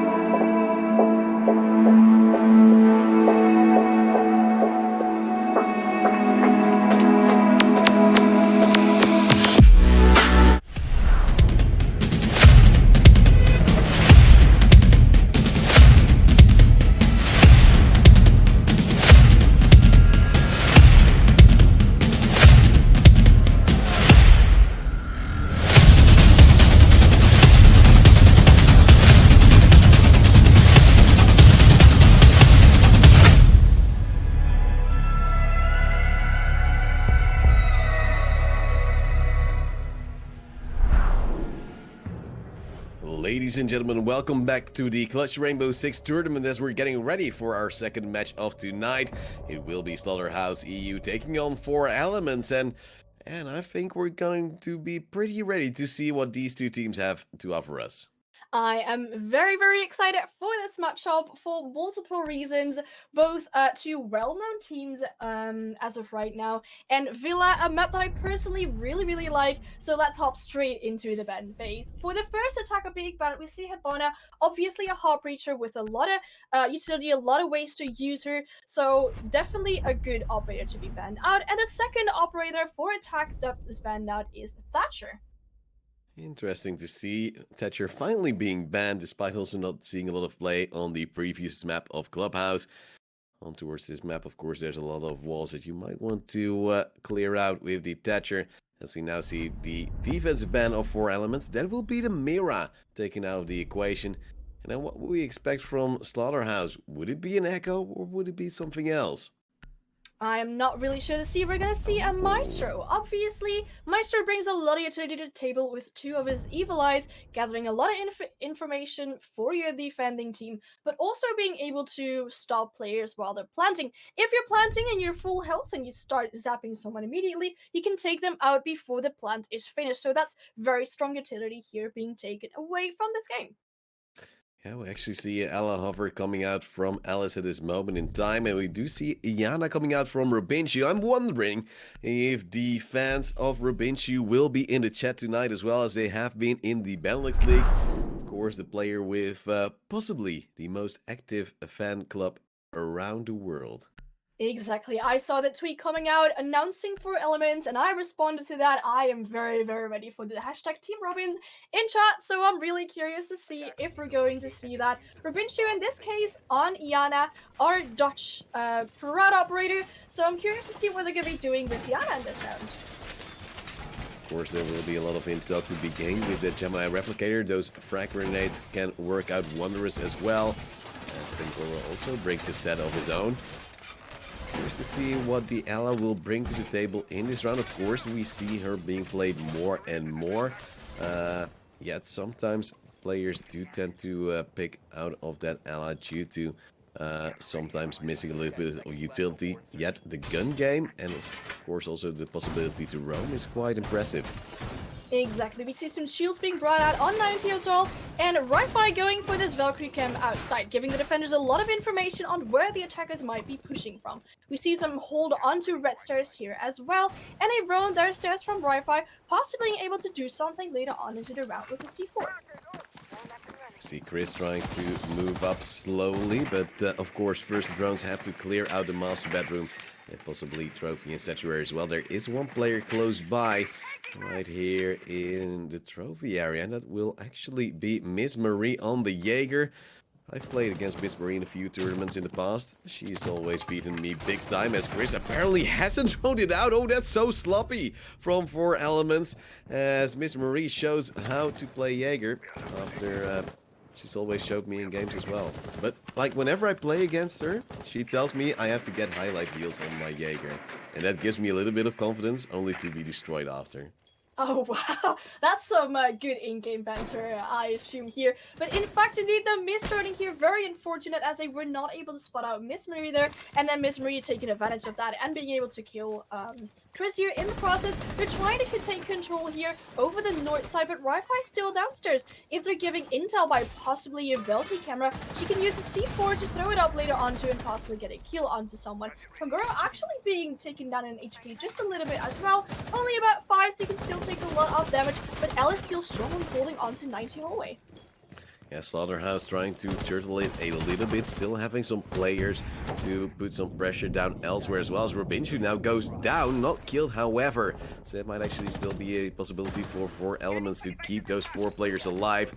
Frag grenades also being in hand of Pangoro, but of course he doesn't want to accidentally kill his teammate, as Wi-Fi and Miss Marie are trying to sneak up the Astro stairs, and you would imagine there to be an air jab somewhere around to block them out later on their flank. But at this moment of time, they seem to go unnoticed, with Pangoro actually walking downstairs as well. This might actually initiate a hunt from Wi-Fi and Miss Marie. Exactly, we see that Wi-Fi and Nova both still have a C4 in hand that they can use later on to get rid of some of the attackers, but Maya still holding this angle here prone into study. They know no one's really pushing it from the main stairs. They're pinging the study door however now, and Lucania is using the IQ scanner to possibly get rid of some utility. They're slowly trying to take control out of 90, and the first person that's going to be contesting them is Wi-Fi. Miss Marie picking up a second kill onto one tap pack. That's the nomad of the board, and Wi-Fi trying to engage onto 90. Maya picking up a kill onto Pangoro, making it 5v2 situation. It's going to be Lucania to also get a kill in return. Robinchu with the follow-up onto Maya. Luckily, he's been taken up as he's trying to get a plan behind the vault door, but there's a player actually in the study. It's going to be Alice with 1 kill, and the second one will be from the last player alive from Slaughterhouse as well. It's going to be Novo to move in, and that's actually quite a convincing round. A lot of aggression, a lot of map control as well from the side of Slaughterhouse. But I have to say, if 4 Elements droned out better, I believe the player laying down in the study, Maya, could have been easily naded out by Pangoro, who actually walked underneath her. Yeah, exactly. There was not a lot of control coming from study at all from the attackers. They mainly pushed from the master bedroom area. They lost a life there very early in the form of Chris. He was gunned down by Miss Marie as the entry death in this round. No control from study, so they had to push from 90 and from that door in no, not astronomy, in close to bar. And if you want to plant on default, then if there's still someone in study, it's really easy to get taken down there. Let's see what this second round will bring. Slaughterhouse so far seeming in a league of their own compared to 4 Elements, but of course you can't base everything on towards 1 round. Trophy Statuary will be the second bomb site, and I'm liking the Rook. I like the different operators that we do see from Slaughterhouse right now, and the Rook, especially with these 2 sets of frag grenades we saw being picked up by 4 Elements, is a very sensible choice, as of course he will only be downed and not being able to get killed instantly if you get tagged up by a nade. Exactly. We see Wi-Fi here on the roam downstairs, a roaming Rook, quite interesting since she might come back later into the round as well. But drones downstairs possibly spotting out a player that's going to go for the roam, and we do see the Romai actually being brought out already. Possibly it takes down some projectiles, some throwables from, for example, Chris or Pangoro later on into the round. Late reinforcements right here from Rive. I was already wondering if she'd keep them in her bag for the time being, or if she We'll actually put them down later on. Now a full study approach coming in from 4Elements, having some early drones coming in as well. And they're trying to contest from the 90 hallway as well to get a lot of pressure on early and get Slaughterhouse into that turtle position so that they may actually be able to use their utility properly and get some kills in. Chris being droned here in by his team as the Hoppings are coming out and are taking control of 90 super early on into the round. Pre-fires coming in onto the Hoppings but not connecting so far, as we do see Ellis downstairs possibly in big potential here as she can get the kill onto Robinchu. Robinchu expecting this, but the C4 connects to one-tap hack instead. Maya picking up a kill onto Chris as well. It's an early 3v5 situation, however Maya's being brought down to 25 HP. At least it's something to take into account, but the problem is that Alice will now come down and take down Pengoro. A lot of map control once more for Slaughterhouse as Wi-Fi takes down Lucania, almost takes down Robinchu.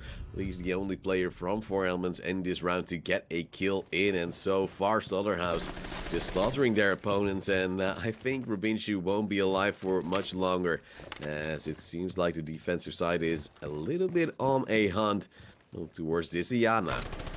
Exactly, Robinchu's got to watch out from the mainsters as well, as there could possibly be a player coming onto the flank later on. That's exactly what he's doing right now as well. Opening up this main door, I think he's trying to go for a little escape, but he's got to be careful that there's no one waiting for him downstairs. He's going to rappel back up onto the roof. He's got 1 minute and he needs to locate 4 enemy players. However, Ellis and Maya are both on low HP, so they could get taken out within 1 bullet only. Or possibly a nade, even if it would be angled correctly by Robinchu, who is a man to watch. And I think he's prepping his first nades to go into the statuary area, or actually create another vision angle, possibly to distract his opponents and bait them out into doing something weird. But now he's slowing down. It might actually be the case that 4Elements is using this time to come up with a different game plan. However, without seeing the full rotation of bomb size, it wouldn't seem too likely. Unless if they're actually expecting there to be a lot of communication mistakes to be the cause of everything. Miss Marie with a spray down after hearing Robinchu drop, getting the last kill in, and it seems like it's all smooth sailing so far. Exactly, it's sort of a budget timeout here, as we see that they might have taken some time on the side of 4Elements to communicate together. However, we saw Robinchu still going for it, immediately being gunned down by Miss Marie in the process, and they're gonna go to their third cherry bomb site, which is gonna be dining room kitchen. And this is the only sensible option you usually hear people say as a tertiary bomb site. But in ranked, you see people, especially in Sweatsex, do some different stuff every now and then. That's all due to people not knowing how to attack it. But dining room kitchen is still a very sensible bomb site to play upon, especially if you see the roaming pressure that we do see right now from Slaughterhouse. The map pressure they have, especially on this bomb site with the vertical play coming in, could be working wondrously as well. I was expecting possibly another pulse to maintain the control over Master Bedroom, as usually teams will be indeed attacking this vertically. We see some reinforcements above coming out as well, so they might hold onto this astronomy room, the bathroom site, and we see some shotgun holes into Master Bedroom and a reinforcement there as well. Like I said, usually teams will try and take control over Master Bedroom with any vertical lines, any throwables into kitchen as well, before they take control of, let's say, astronomy stairs or red stairs and make it push down towards side. That's why I was kind of expecting the pulls, but we're not seeing the pulls, so I'm curious to see how Slaughterhouse is going to defend this site. Yeah, like the pulls, we've seen it before, it worked out well, but I think they might be a little bit anxious due to Lucania playing that IQ over and over again. The chance of you actually being taken down whilst you are scanning are relatively high, and it seems like a safe approach to do something else as well, as we do see a lot of early aggression for Elements going in aggressive. Ellis going down to Chris, and a refrag not coming in at this moment in time from Slaughterhouse. They're trying to collapse, but everyone is falling, only Miss Marie alive in a 1v5, and she goes down to Chris as well, and 4Elements turning it on and eventually winning their first round. That escalated quickly, we can say, about that, as they just fully pushed into bikes, being able to pick up a couple of kills into the hallway as well, and just completely stormed over Slaughterhouse, who were possibly not really expecting this push from bikes that early on into the round. Now it seems like Four Elements once again started off droning really well. And their approach to this round was, if they're trying to roam or at least get a lot of pressure on other sides of this map, except from the place we're coming from now, there's no reason not to get that map control in. And with the gunners they have, it seemed doable enough and get a first round in almost cleanly. Aviator Games Room, however, will be the bomb site of choice once more for Slaughterhouse. And I would assume them to be back at their stable force that they were in the first 2 rounds as well. Exactly. In the first 2 rounds, we didn't really see a spread out push coming from Four Elements at all, whilst they were defending Aviator, but we saw a push mainly coming from north, basically only coming from north, and whilst they were defending Story through Statuary, they were only pushing it from the south side. What I'm hoping to see from the side of Four Elements is some adaptation in the form of a spread push. If they take control of Study, they can take control of the player that was prone in Study. I'm not sure which player it was, if I'm not mistaken, it could be Novo or Mia, holding onto landing, and if you can get rid of that player, it's going to make it easier for you to make a spread push and kind of turtle the defenders onto site. Well, let's see how Four Elements will approach this round. I would assume them to be a little bit less aggressive than they were in the previous.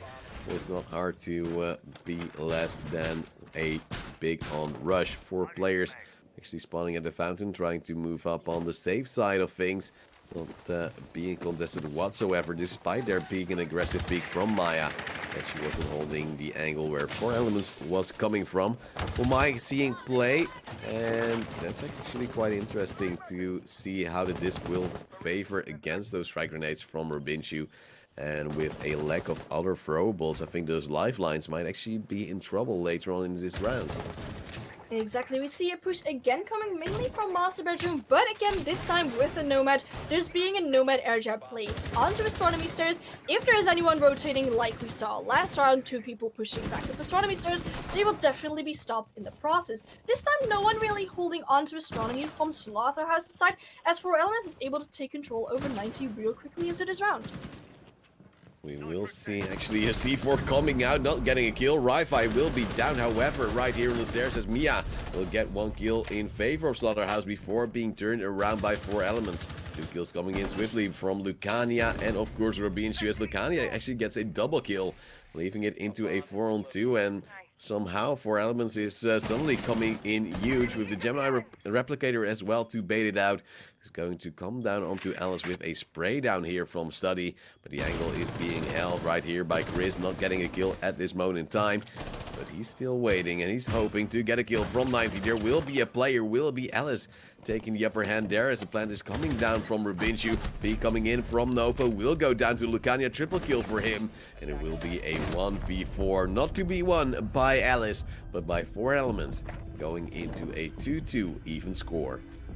I like to see some adaptation from the side of Four Elements. Obviously, last time when they went for the plant, there were less attackers alive, but this time when they went for the plant at the default spot, there was actually someone covering up from landing, being in a prone position as well. So when Nova went to go for that peek, she was stopped in the process, as he probably did not expect someone to be prone in that doorway. No, it seems like they were just caught out in the open, as we now see one tap actually going possibly for a different operator. The gridlock being hovered over, still not locked in, however. But I do like the gridlock against the playstyle that we do see right now from Slaughterhouse. But I do like the Monty even more.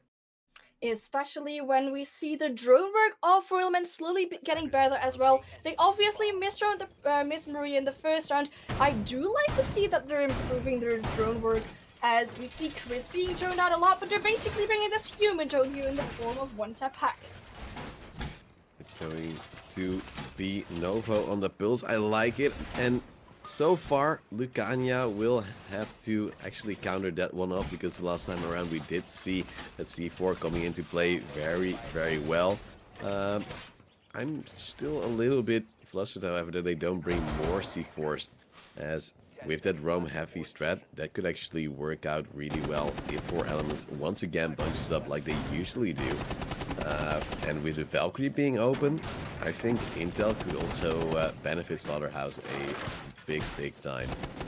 Yeah, especially we see the Valkyrie being brought out a couple times, not in this round, however, as it was mainly Wi-Fi, if I'm not mistaken, that we've seen on the Valkyrie so far. The castling, sorry, not the castling, the barricading of the sides towards the north side as well, because they are probably expecting the players to push it from north side again. However, Chris is going for a little bit of a different approach, again being shown in by his team here as he's slowly approaching the Red Stars. There is a player on the Red Stars, but they're completely ignoring that person just yet, as it is Misery to go for the aggressive peek on Chris, actually picking up that kill as well. And again, it seems like they've kind of misdrowned those Red Stars here.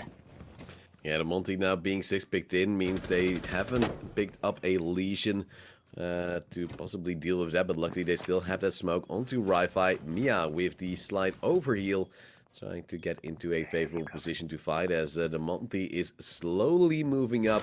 But still you see Slaughterhouse now having a lot of pressure at this moment in time. In 90, there's a player behind the deployable shield trying to contest the players around, and it will be the Wamai of Alice. Of course, also having some ADSs to clear out possibly any lifelines flying in.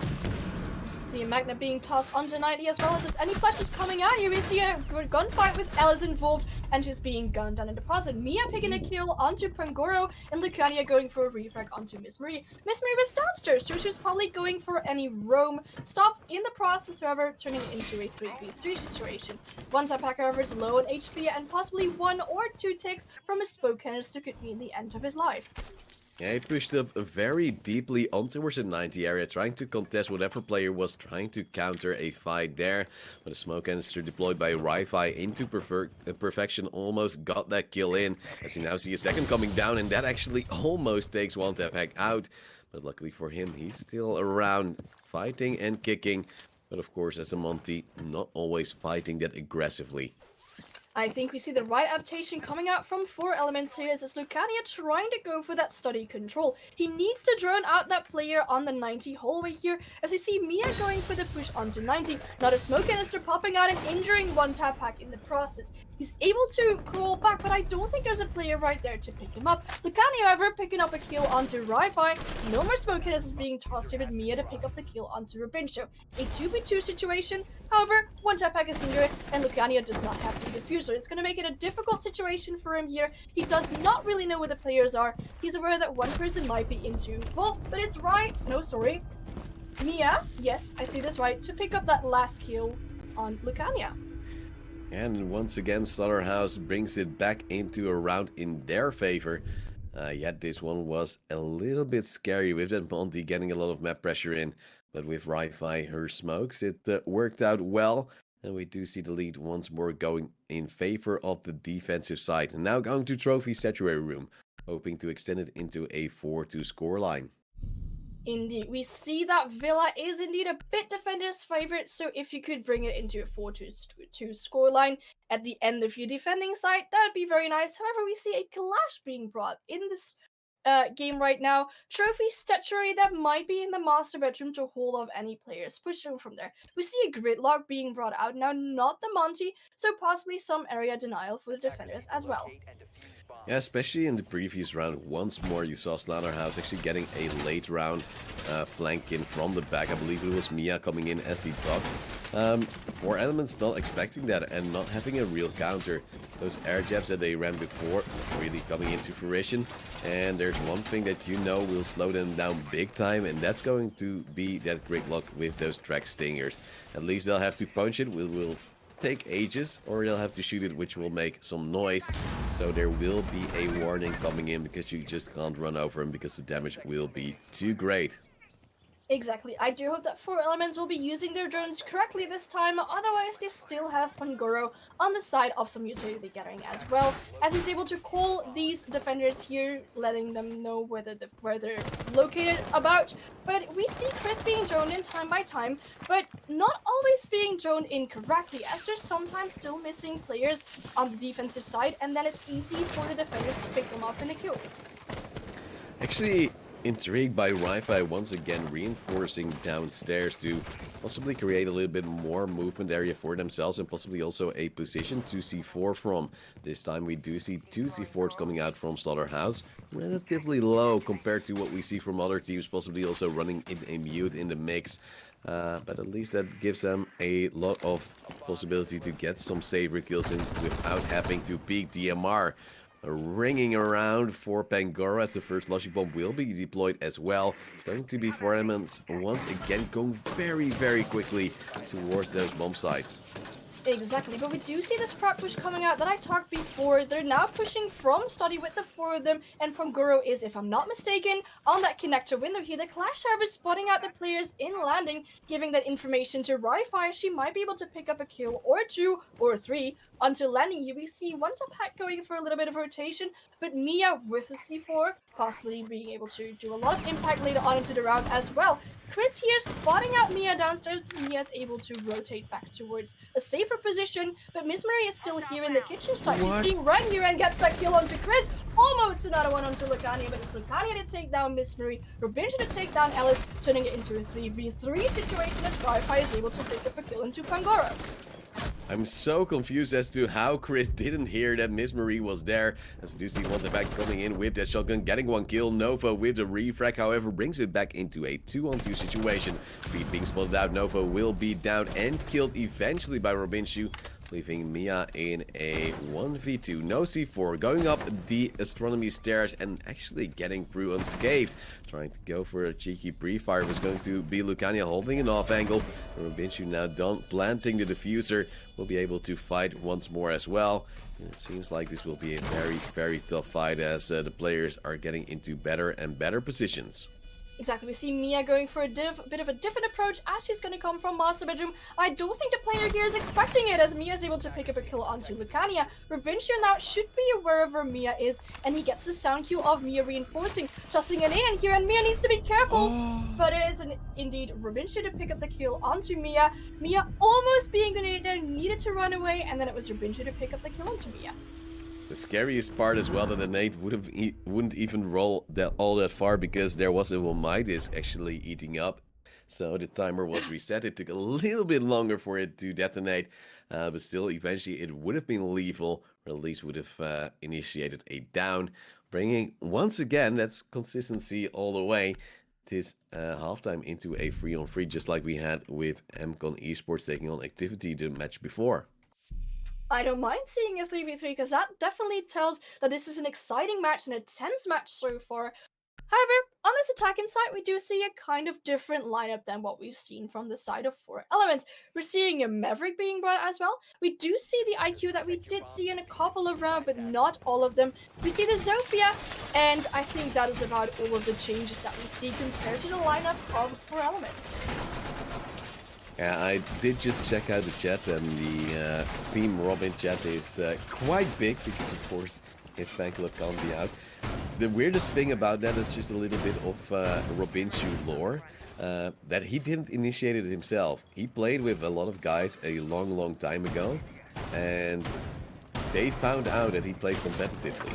And they figured, you know what, this guy needs some support because he's our hero, and they started to cheer for him. Week in, week out, and they eventually got in contact with us so that they know exactly when the matches would be. And once more you see them here, and the fan club just reigning in supreme, yet they are not winning yet. So I think they need to cheer a little bit harder, don't you think? I do think they're giving Robinshu like a lot of powers as he's already being able to pick up 7 kills so far. But I'm actually quite happy that you're telling me the story behind the big Team Robin, because I was wondering where this was coming from, but now I know. And I'm super happy to hear that. It's good support. They might cheer a bit for the team as well, but the cheer for Robinja this far is going good as he's able to pick up 7 kills so far. He's always doing what he needs to do, despite not really being the main fragger for his team. As we do see Slaughterhouse trying to enter from a different position than we usually see. Some ADS is being spotted out, a player right actually on top of that hatch as well, which has been reinforced just to be a little bit on the safer side with nades. The One Tap Pack wants to go on the aggression as well, as we're just waiting for the first damage to come in. But it seems like they're slowing it down with the Valkyrie camps, also giving some well-needed information for 4 elements. Miss Marie being tagged up just a bit as she's being brought down to about 40 HP, possibly on a fight that was contested from the main stairs here. We do indeed see a vertical attack coming out here, mainly pushing from Art Studios, but there's now a push coming onto the red stairs. We see Wi-Fi still holding on the angle onto Library in case anyone goes for a rotate, But it's Lucania being spotted out here in for Mia here, not able to pick up the kill, and Lucania is able to pick himself back up to 100 HP, which he's doing right now, overhealing just a bit as well. Yeah, you can see actually Slaughterhouse being wary of all those aggressive peaks and trying to hold off whatever 4 elements can throw at him. Chris, however, will get that first kill. It will be Alice with a refrag. But unfortunately, Novo will fall soon after. That's the Heart Destructor gone, making it a 4-on-3 in favor of 4 elements. And we're just looking at what the rest of this round will bring to the table, as Slaughterhouse is slowly moving in, but they haven't really gotten into a position yet where they do get the chance to plant the diffuser as well. Mia picking up the kill onto one-tap packet. Now they've gotten control over Study. Mia's being injured and taken down by Robincho, and Lucania to pick up another kill onto Alice, making it a 1v3 situation for Wi-Fi as she is slowly moving onto the 90 hallway, being spotted here and getting the kill onto Lucania, a 1v2 situation. She does not have the diffuser, however, that is left in Study here, and the defenders getting the sound cue of her pushing from this 90 hallway. Hopping's being brought out as well, and we see Robincho with a nice angle and a smoke canister being popped out, making sure that Wi-Fi needs to rotate towards the other door of, and I'm always getting his website, Aviator, I'm so sorry, running in towards default here and into Vault and not being able to pick up that kill onto Robincho. Robincho picking up the kill onto Wi-Fi and another round on the board for 4 elements. That is actually horrible, I always forget Aviator. I have the same. It's like there's a little bit of a game stable, you would say, but no, the other room is games. But there's a bar there, so you could maybe call it bar. So it always confuses me as well. You're not the only one. We're all in this together. It's the game of Siege, and probably in some regions they will even call it differently. Yeah, I mean, there's this big plane in it, so it kind of makes sense that it's Aviator room. There's like somewhere on the roof, there's this plane hanging. So, I mean, that could give us a hint already, but somehow I always forget it right at the moment where I need to call this room out. Unfortunate. You're just getting distressed, like, oh boy. Yeah, especially when Wi-Fi was doing so well in the 1v3 situation, being able to pick up 1 kill, almost going for that second, but then being stopped in the process. It's just whatever we're feeling when we're clutching as well, right? You're the biggest clutcher I've ever seen. We've played together as we're waiting for Slaughterhouse to bring it back into a 4-4. They've seemed so strong at the start of this match. Having a little bit of a slower moment in this moment. Well, they're trying to adapt to what 4 Elements is doing. And with those Goyo shields easily to be destroyed by either the Ashe or, of course, the Sophia, I think they can make it work.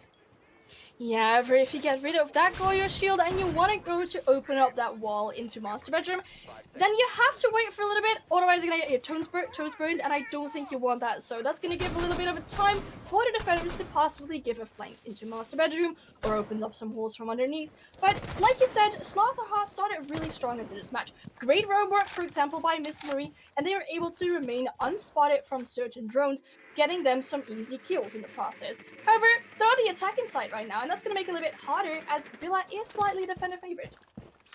We'll see how 4 Elements will be able to use it advantage or actually possibly lose it, as we once again see Lucania on that dock.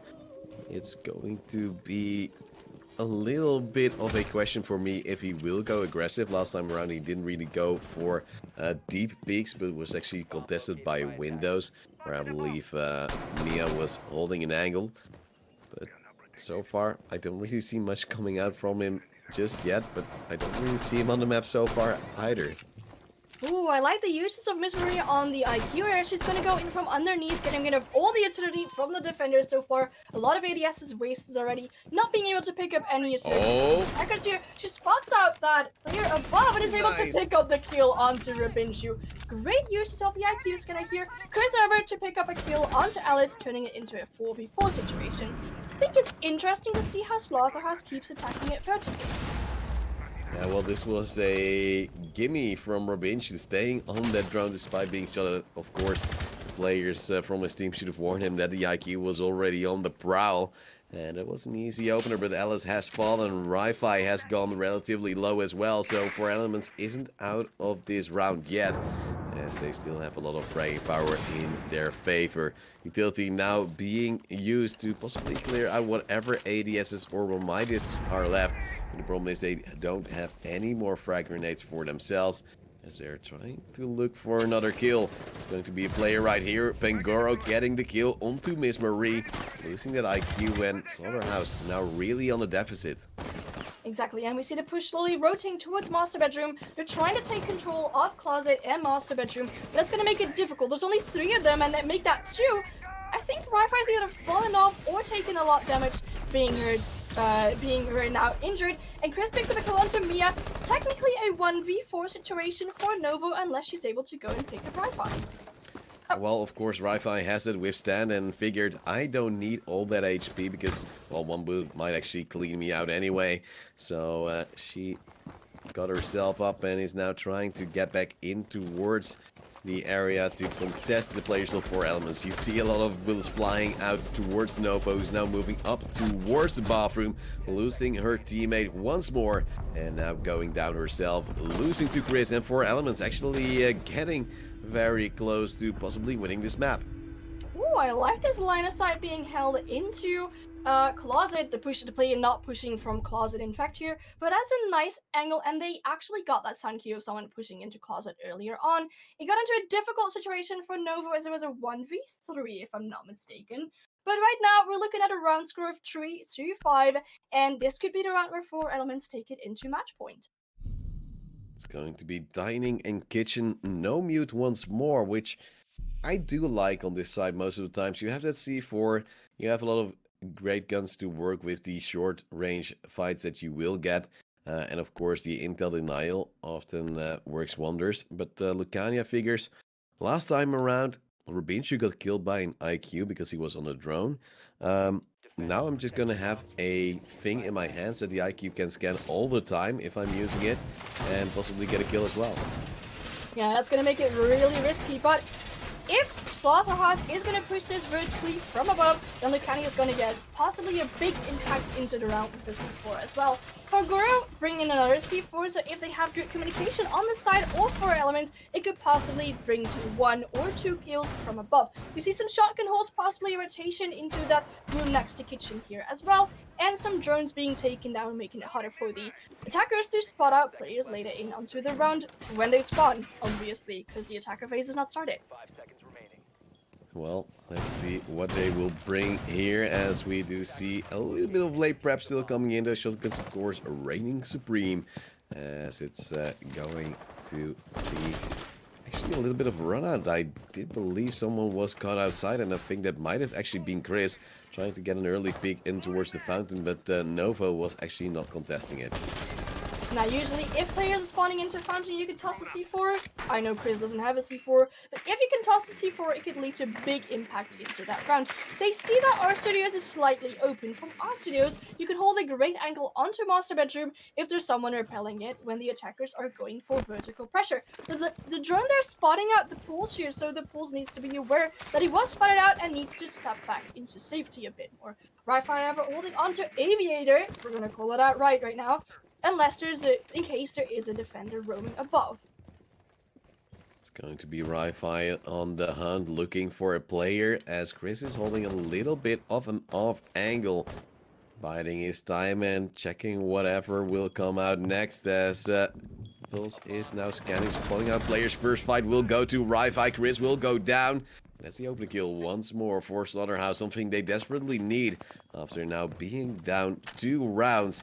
On this tertiary bomb site, they really need to punish out 4 elements, with Rubinshu now getting a kill in to equalize the score. That's the edge of the board. Indeed, we see Lucania using his gadget from underneath, possibly giving up intel to his team here, and possibly bringing out that C4 later on into the round as well. He's pinging to see whereabout they are, and this C4 is not connected, but players already moved into Master Bedroom. I heard a second C4 being tossed out as well, but not connecting in this process, so Lucania goes to hold him to the angle from Laundry. Meanwhile, Nate is now being cooked, will be cooked once more, but that might actually be dangerous. Lucania almost getting that kill, as this wall has been opened up, so Lucani can actually move from there as well to get a different angle in. And it seems like they're not expecting that from Slaughterhouse, as Alice will take a little bit of damage. The vertical angles, however, might also be scary for Elements, as we see Ri-Fi dropping. But the players are still actually playing slowly from 4 Elements, just waiting for Slaughterhouse to come in. Pangoro possibly getting a lot of sound cues there on the astronomy stairs. There's actually 2 players stepping into Goomines there, both Ri-Fi and Miss Marie, and they're gonna try and attack this kitchen doorway here. Pangoro going for a wide swing here onto Ri-Fi, but both not really able to finish this gunfight just yet. We see some bullets flying on towards Lucani, actually taking some damage. Slaughterhouse is running down the clock, 20 seconds left. Rubinshu getting a triple kill as he sprays down 2 and takes down the chance of Slaughterhouse actually winning this round, you would assume. But Ri-Fi and Ellis get some in return, but it's going to be Lucani with the last kill. And 4 Elements will actually make it into a map and match point. I'm curious to see what bomb side they are gonna go next, because if I'm not mistaken, they have had a full 3 sites rotation, so they can go to any side that they favor, and a side that they've possibly won before as well. They're gonna go to Aviator Games Room, and I'm curious to see how Slaughterhouse is gonna attack this. But again, we see a bot being brought out by Ri-Fi, possibly going in from some vertical angles from underneath, and possibly assisted by Mia here with some nades later on into the round as well, because we see a lot of vertical pressure coming from Slaughterhouse so far. They're constantly attacking sites from underneath and then diverging their push towards any of these stairs. It's going to be double digits for both Lucani and Rubinshu, stepping up to get this game into the favor of 4 Elements, hoping to make it work, but they're still having their fingers crossed, because Slaughterhouse so far has been strong. It just doesn't know how to push through to get some rounds in on the offensive side. You never know, on the second rotation, this could be the time to change it all and punish 4 Elements for the rounds they have taken so far. Exactly, I'm just admiring this beautiful reinforcing being done at the exact same time. That looked very nice. Center rotations being opened up as well. Again, we see a hatch reinforced in study with the shield as well. I do think that one tap hack could be aware of the attackers pushing it from downstairs. If they're, like you said before, tossing in an nade there, it could be detrimental for one tap hack. He's actually going for that super aggressive spawn peek here, messing up his bullet hole unfortunately, so he needs to go for another barricade. Instead, trying to toss out a magnet, but that drizzles down onto the floor again.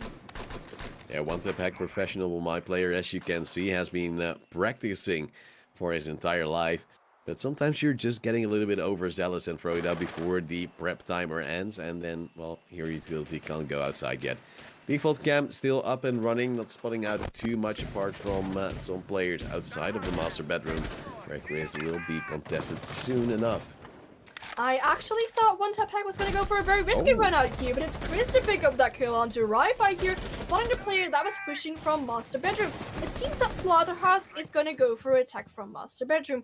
They are communicating that Chris was here around statuary before, and he's actually able to rotate back into master bedroom, possibly catching any of the attackers here as the push is coming from master bedroom strongly. It's going to be Chris.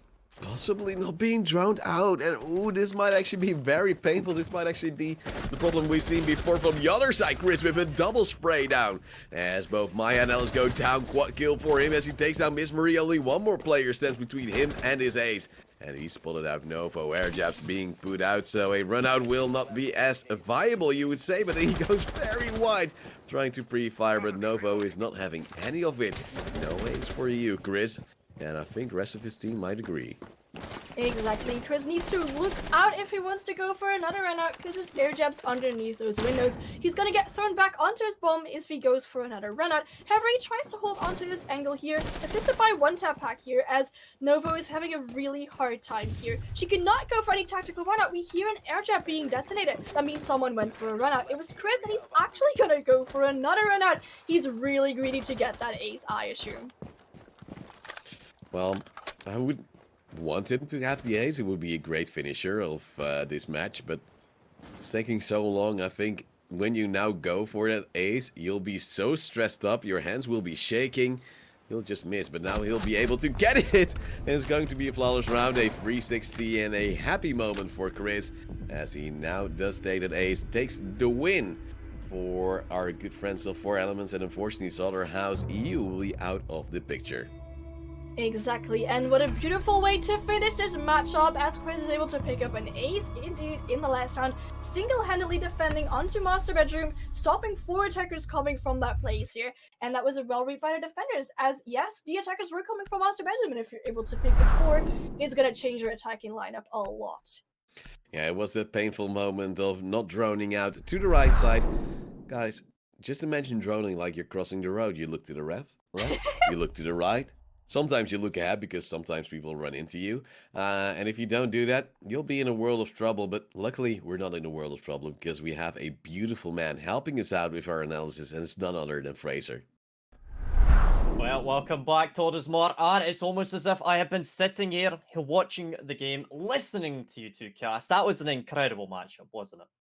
Yeah, it was Definitely. very interesting to see like the big, very heavy start from Slaughterhouse, seeing that dip out, but especially for Elements just improving throughout the match. Yeah, I mean, you could really feel a lot of the confidence that Slaughterhouse are bringing into that matchup, but as soon as that third round happened, Four Elements, they just say, you know what? Let's take a break out. Let's freeze. Let's stop. Let's calm it down. Let's try something a little bit spicier. Let's try going for a rush. Straight into that dining kitchen bomb site, and it was tremendous. It worked out very effectively for their side, and I do feel like it really put Slaughterhouse back in the back burner there. They recognize, hey, okay, we can't necessarily play as dominantly as we were, and I think that really started to push it back towards their favor.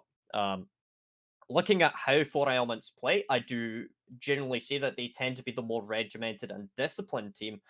But watching that match play out there, I really felt like it was the opposite.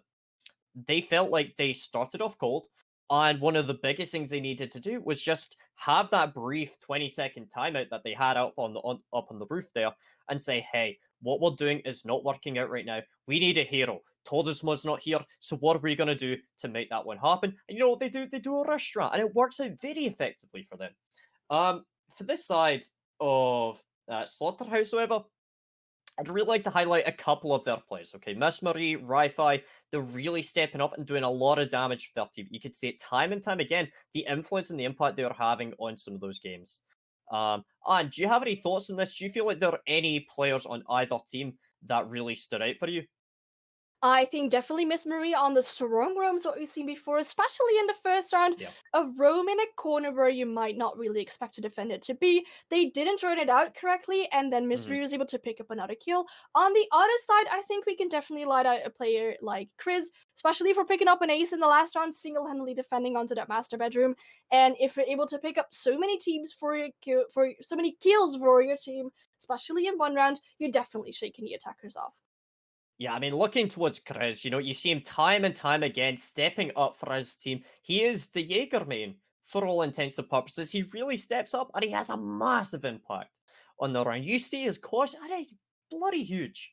But on the flip side to that, let's talk about Slaughterhouse here. I really like the way that they played, and you could tell a lot of the knowledge, the map knowledge, the game sense that they've got as individual players really stepping in and having a massive influence in their games. You could see it time and time again. They're able to recognize, okay, the push is coming in through this direction. How are they going to try and proceed into an execute from this? What operators do they have? What kind of utility have they done so far? And having that kind of situational awareness, I think it really goes to show just how much potential a team like Slaughterhouse has for the future. Looking at this map, ultimately, it did slowly turn in the favor of Four Elements, but the first couple of rounds really showed a lot of promise. Todesma, do you feel like there was any point in that matchup that it could have gone in the favor of Slaughterhouse?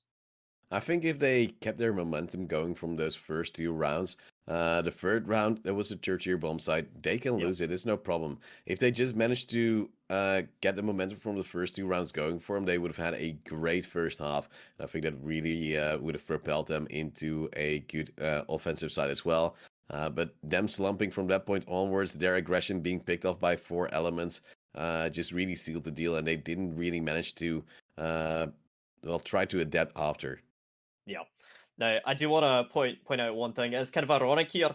You see Lacanier, he's their support player on attack. You see him time and time again picking up that thermite. He is going in. He is on plant duty. That is his one job. You see it time and time again.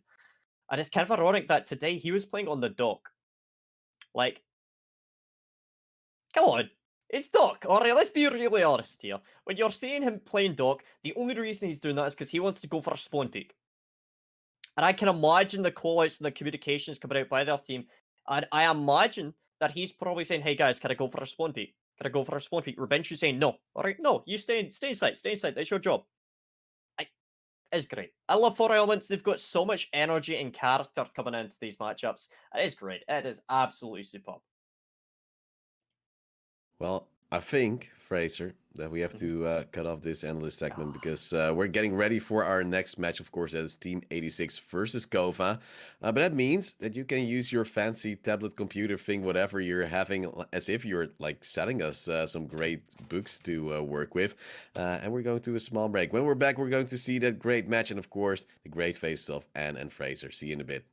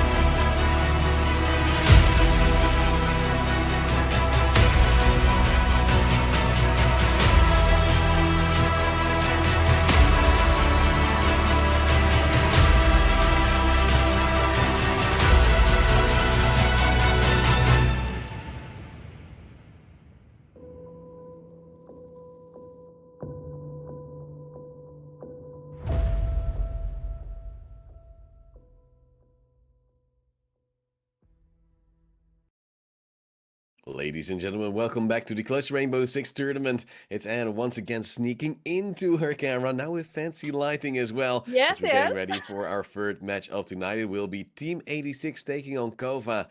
And, well, I think looking at your lighting, Anne, you're bringing the heat for this one. Especially, I tried turning it to like an orange, but I don't think this orange really fits the theme of Clutch. I tried, so I think that's just like one It's close sort of enough, trying. right? Yeah, exactly. But I would like to see the heat. I mean, this map that we're gonna be playing on deserves a little bit of heat as well, as we are gonna go to Cafe Dostoevsky. We know it's quite cold there, so I thought I'd bring the heat into this match. Yeah, especially with all those windows and doors being bashed open by whoever and whenever. I think they need some heat as well. We do see, or at least we can see in the lobby, that Kova is the orange team. So with your lighting, are you rooting for them or are you rooting for Team 86? Ooh, I'm not saying I'm sided for like one team. I do know a couple of players of Team 86. We have seen them before in different lineups as well. I'm not really sure which team to root for, which team is going to take the victory today. Do you have any assumptions of who's going to take the victory? I'm not too sure. Like the Finns, they're always very unpredictable. If they had a little bit of vodka, they might be better. If they had a little bit too much sauna, they might be too sweaty. And well, Team 86 is a little bit of a mix internationally, so that could always have a little bit of communication issues going down the road. But of course, it could also work out wondrously later on. So for me, it's too hard to call, but at least JPM is in there, and I think that's, for me at least, a very happy moment. Exactly. I'm curious to see what we're going to be seeing on Cafe Dostoevsky.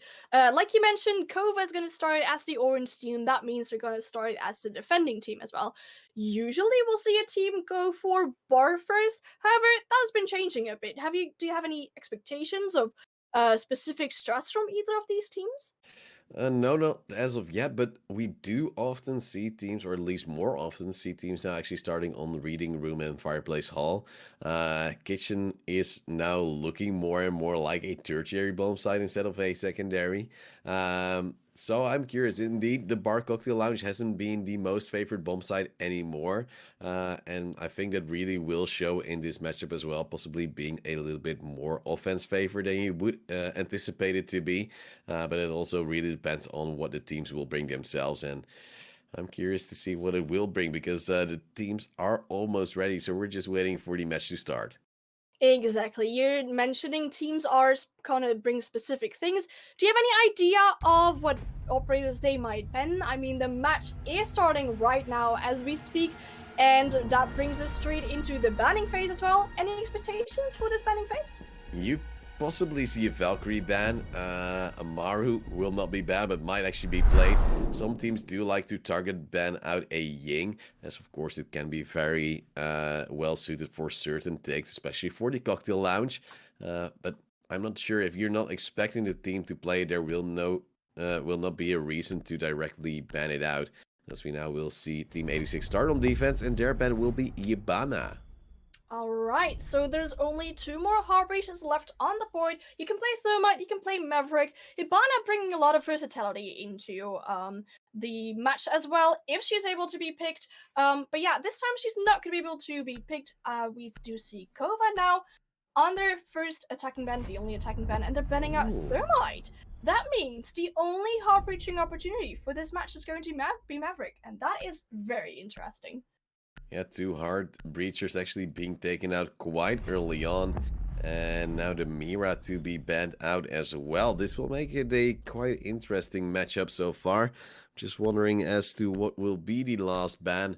As we will see Team 86 now slightly blocking themselves out with a Vomai. So that will mean that Bar Cocktail Lounge with the Dark Corner will be a little bit harder to hold. Yeah, especially if you see quite a few teams bringing out a Ying possibly for a bar attack as well. Just yeeting all four of those Canellas either through cocktail window or through the skylight, jump down, go for a plant. Yeah, if you don't have the Vomai Magnet discs, then it's going to be really difficult to stop these players from pushing that in. You still have Jaeger with his ADSs, as what Leighton's going to do as well. We see a castle, again a castle being brought out. I'm pretty curious to see what they're going to use it for, and Valkyrie for some intel for the defenders here. I do like the Valkyrie instantly being picked up, especially on this bomb site as well. You often do see a Valkyrie cam, sometimes both, but at least either in the piano room or at the new hatch to get some intel where the players in it, with how many they will be approaching from what side. Because then you can also anticipate what possibly could come from the wide stairs, what kind of attack and what kind of utility you can expect, and at what time you will need to use, for instance, your own C4s. We don't see a C4 coming in from Assassin, however, as he will also be going for the deployable shield. That's quite interesting. Luckily, they still have a C4 in the hands of Curly. Curly, we see making up a lot of rotations here for his team, opening up onto the bars as well, giving some line of sight for the defenders once the attackers start to drop down the cocktail. Or sorry, the skylight here. We see a kind of forge being established into Super Shop as well. One shield there, two ADSs. I usually see these around Pixel, which is in the southeast corner of Piano, but I think they want to stop the players a bit sooner once they drop down Red Hatch instead of them letting them push into Piano, which is now castle barricaded off as well. I do like the more aggressive approaches around the cigar shop area. A lot of teams usually just gave that away and then figured they'll defend it at the dark spot, but with the UMI now being banned, you're a little bit, well, pushed in towards going possibly a little bit more aggressive to at least wait some time, and possibly waste some utility as well from Kova, not having to deal with a deployable shield and some ADSs in the dark spot. See some pressure coming out from the east side as it's JK to drone downstairs around Pillar, making sure that nobody's pushing him there if he wants to go in from underneath. And we see Koda on the rappel on cocktail balcony window as well, possibly going for a peek if someone's getting greedy and peeking the new hatch here. Curly picking up the first kill onto JK, possibly not drone out just well, going for a C4 onto Harold as well. That's not really connecting, only bringing down 25 HP, but not a successful push inside from JK. Now with that kill from Curly coming in around the reading hall, you would expect that possibly be a little bit of bad droning coming in from Kova, not knowing that the player was there. Yuki, however, has also taken some damage. I'm actually curious if it was due to the C4 of Curly being tossed up and actually not going through the window. But, well, we'll find that out later on, as we do now see that player lead for Team 86 being in favor here in the first round. Just biding their time to see what the play will be coming out from Kova with 1 minute 10 left on the clock. I think it's interesting how the defending lineup is definitely focused onto Cigar Shop, around bar area, but no one's really pushing from there, as the defenders still have all the way to rotate there, and there's no real pressure coming out from that side. However, we do see Juke now on the skylight here with Capitao. If he uses the firebolts correctly, he could block off an entire area for the defenders here. We see the Maestro being spotted out, but if they're able to use those smoke canisters, the smoke and fire canisters as well, then they could block off the area for the defenders and get a safe plant done. Yeah, with the C4 of Curly also being deployed quite early on, of course, they don't really have a direct counter of a plant, apart from possibly the Meister camps, or just having to face check it either way. And we do see some shots and drops coming out as well. Some of those Capitao bolts, one of each, has actually been expended, as now Kuda will get the kill onto Assassin. Finally, a refrag onto the Valkyrie being executed at the wide stairs. JPM, however, with the UMP will get one in return, will go down to Ara, however, brings it back to a 3-on-3. But look at the time, there's only 10 seconds left, and two players from Team 86 are actually downstairs. With Shotgun as well, trying to counter that defuse plant from downstairs. As we do see Layton having to go for a 5, but the diffuser has now been planted from wide stairs. It will be Kuda with another kill. And now they will be on the rappel as well to slow things down. Yuki has been downed as well, as only Layton is left standing in a 1v3 situation. Layton's got a difficult task to do here, as there's also someone rappelling upside down on the window where the diffuser is. He does not know this and actually is gunned down in the process by by Harold, because that's the gun from Nomad here. I don't think the Jaeger was aware of this Nomad rappelling upside down on the window, giving it an easy kill for the Nomad here. And so it seems like Kova, despite losing a player early on, is actually managing to bounce back quite convincingly, as we're now hoping for the side of Team 86 that they can now bring it back into kitchen service and cooking. They're instantly swapping off the side they've lost, which is sometimes a little bit of a gamble, but also a very good way of resetting your mind and not sticking with that loss you've just had. Exactly. We see a dog being brought out now as well. I hope Team 86 can have a better chance of guessing where the attacker is going to be pushing from, because last time they fully prepped this piano area, but nobody really seemed to push it from that side. That's very unfortunate, and actually quite of a waste of utility from the defenders here as well. Let's see if the Valkyrie will work wonders with the intel this time as well.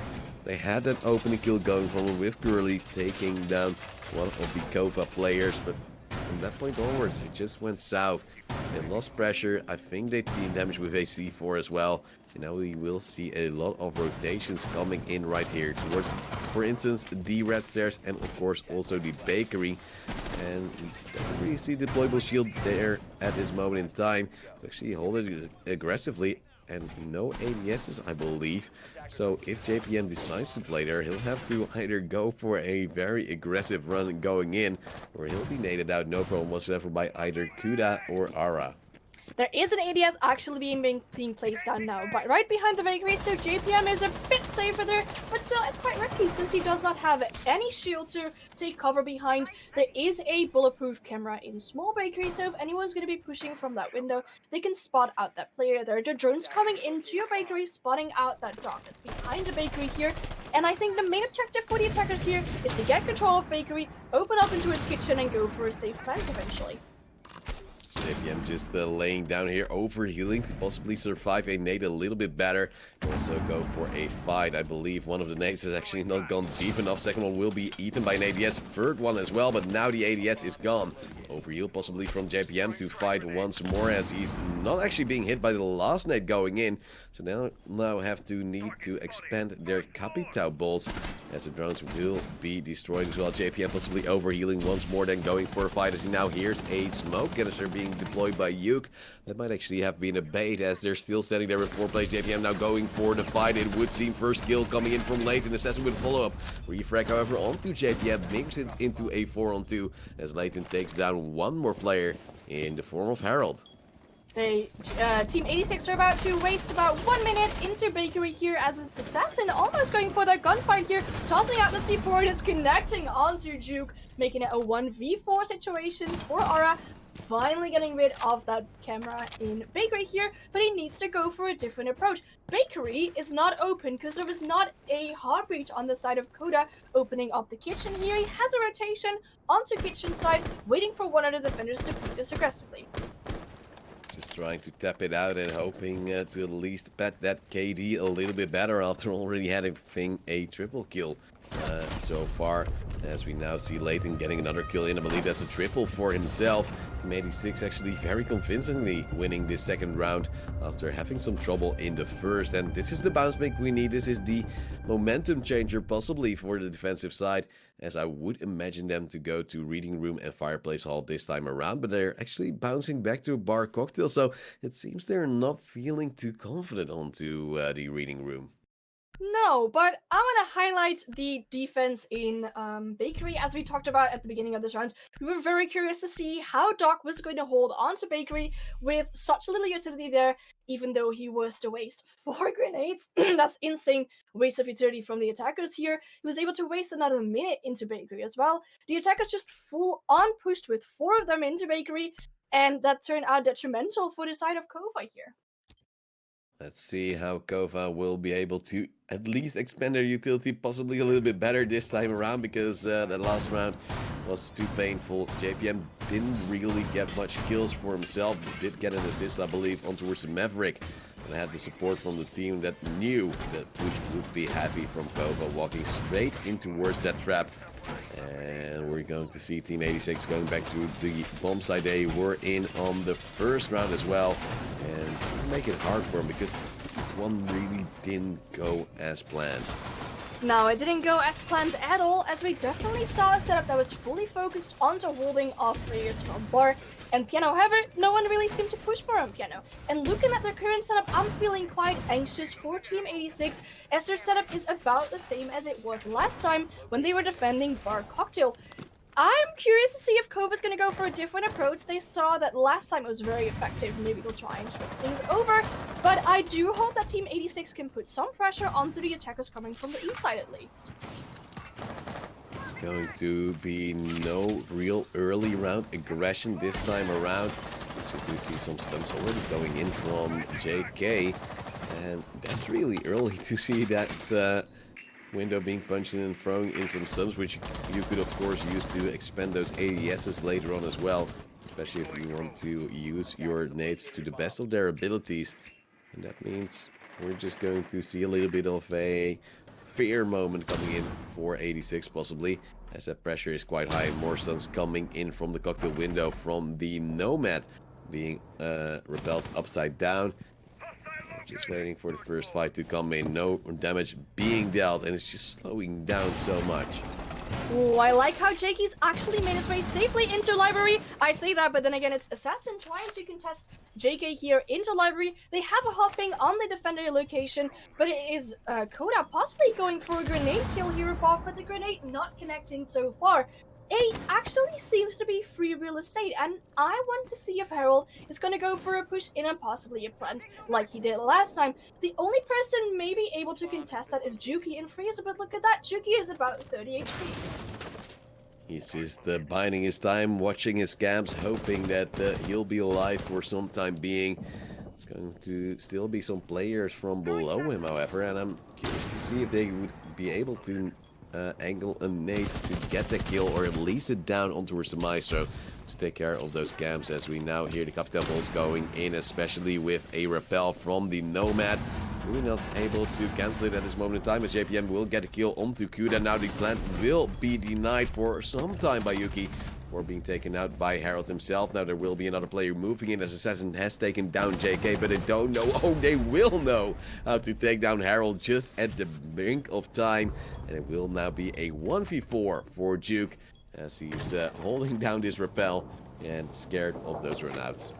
Yeah, the runouts are going to be held back just a little bit because the defenders are getting sound cues that there are air jabs on these windows, so that could be a very risky runout. But Juke is also in a risky position because he does not have the diffuser at all. 25 seconds left on the clock, and he needs to go for this 1v4 situation, tossing up a flashbang into Sigurd, possibly going for a little bit of a distraction, but he diverts his push onto the White Stairs here. The sound cue coming here, but he gets the kill onto Assassin, and then being stopped in the process by Curly, and a round on the board for Team 86.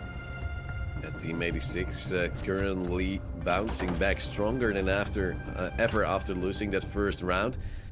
I'm curious to see if they can actually hold on to this for a longer term, because, well, now we're going to Reading Room Fireplace Hall, and that seemed to be the bomb site they were trying to evade. And interestingly enough, Juke is actually opting to go for the Ying possibly in towards this round, which is something we didn't expect to see this late on, especially not going in towards this bomb site. And indeed, we will now see a swap out into IQ.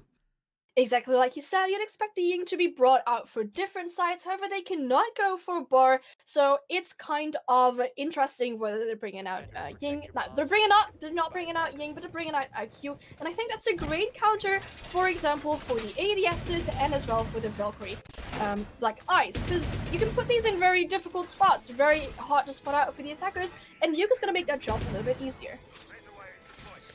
It's going to be the prep phase slowly getting underway. I'm curious to see what the Goyo will bring to the table, as Kova has not always been as consistent using their utility properly.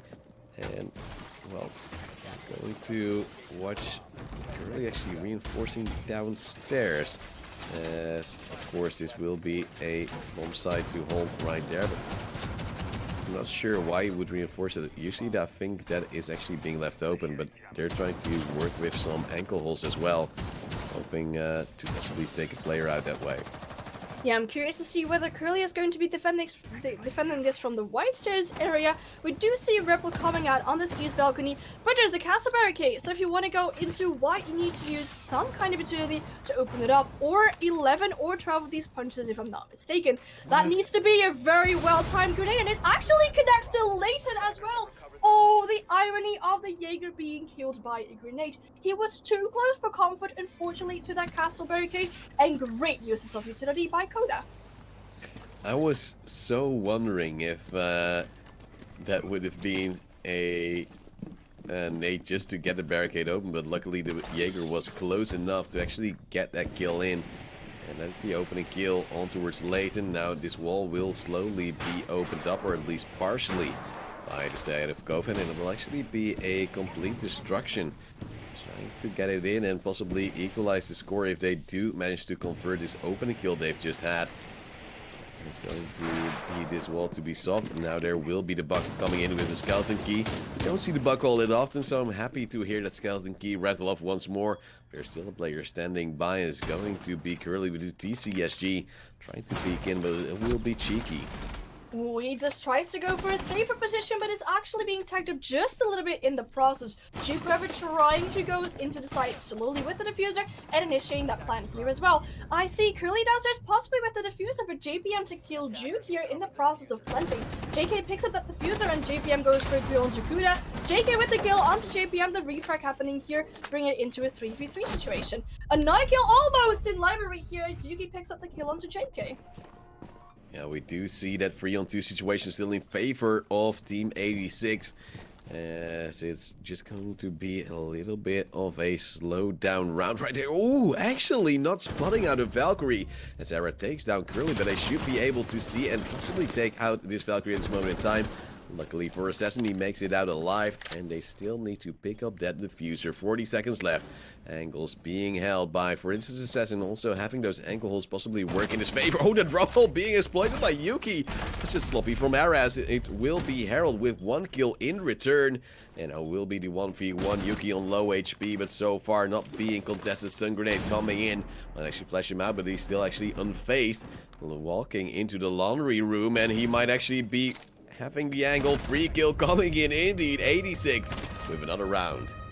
Yuki definitely showing up for his team here as he's able to pick up 3 kills, if I'm not mistaken. Very well effort, possibly got the sound cue of the Nomad reloading the air jet there and went for the kill, got that kill. There was a hot ping coming out as well, and it seems that Kofa are really getting in trouble when they're losing that diffuser on site and they're not able to retake that diffuser. Unfortunate right there. It was a big gamble, I dare to say, to go for a plant right there. Knowing that there might be a player behind that wall, knowing those ankle holes were up as well, so the chances of them actually falling, especially also with a C4 possibly coming from below, were just way too high. It was a gamble not paying out, and we will see Team 86 going back to the kitchen, service and cooking in their dream of having a better halftime than a 3-3 scoreline, because that's something we've seen more than once today. Yeah, I mean, I do like it. It makes the matches very tense, but it would be very good for Team 86 if they were to pull more than 3 rounds out of this defensive side. Again, we see JPM in Bakery. I'm curious to see whether they're gonna leave him in Bakery with just 1 ADS here. I mean, he was able to use a lot of, or waste a lot of utility from the attacker side last time. I'm not sure whether he'll get this lucky again. And we see some reinforcements coming out onto the south side as well, making it really hot for the attackers if they want to push towards Freezer. It's going to be Kuna just droning it out. I'm really hoping for Kova that he will be able to take care of JPM a little bit more easily this time around. Because, well, we've seen what happened the previous time. 4 players going into Bakery. And I believe only 1 left standing to do something else, and that just didn't go to plan. We're now seeing them going for small bakery, so that's a small difference in the plan. But I'm curious to see if that will work, because now again we see 3 players trying to target to JPM, and this scares me, and this scares me a lot. Yeah, it scares me, especially with the ADS having a different place than it had last time. It's placed more towards the door now, and actually, it could be easier for the attackers to push into small bakery this time. There is a reinforcement blocking Doc off right behind the bar here, behind this bakery thingy here, but there's no more bulletproof camera here that can spot out the attackers. JPM doing a lot of damage to Kuda and Assassin to pick up that kill onto Kuda, getting another kill onto JK here, and Harold's also on low HP so far. I'd almost dare to say that Kofa might want to try a different approach than trying to attack Bakery, as they once more lose 2 players from their side. And this really hurts them going further into this round, leaving them without 2 of their frag grenades they might have actually wanted to use. Possibly to get a kill as, well, health not being too great on Harold either. Just means that Team 86 has to slow down, hold off, and wait for them to get the kills.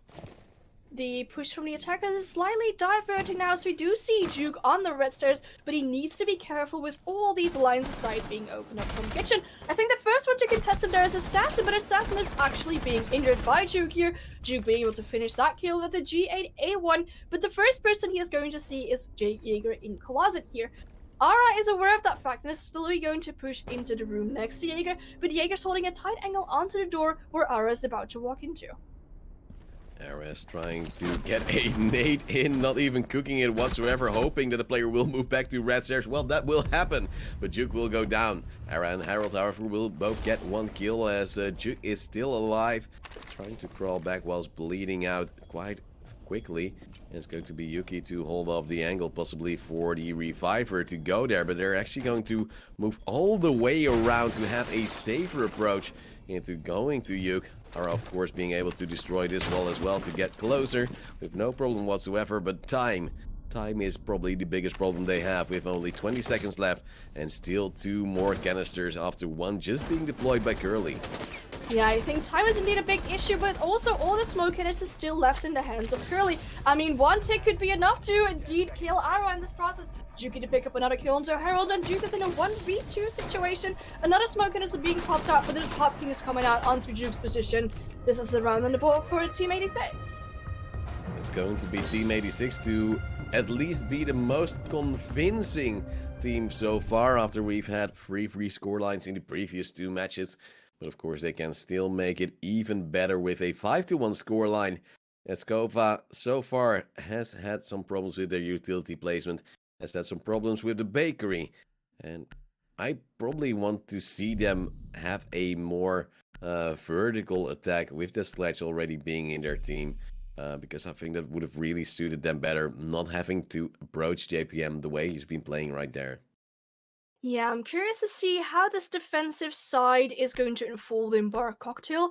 I see a similar lineup being brought, and I have a strong feeling that Team 86 is going to go for the exact same setup again in Piano. However, again, Team Kuva was not really pushing this at all. They were able to gain the control over the diffuser of Team Kuva last round, making it really hard for Team Kuva to regain that diffuser, and that turned into a round win for Team 86. But I mean, they've seen players push from A side a lot. I'm curious to see what they'll do to stop them from pushing there.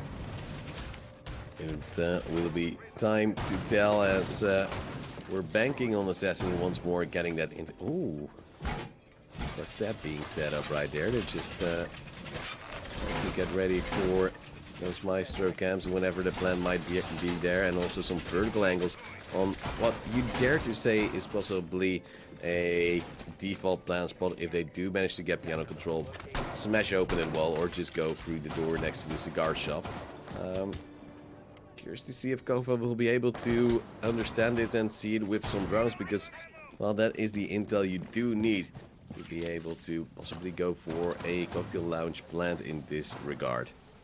Now we see Harold again with the diffuser, and again on this Nomad here, possibly putting some air jabs onto the windows here, but the hatches are slowly being opened up by the attackers here. I love how the debris always floats around and just goes up really high into the air. It's lovely to see. However, this time they're actually going to go for this piano push, as they're slowly joining it out, and it's people repelling on these windows here.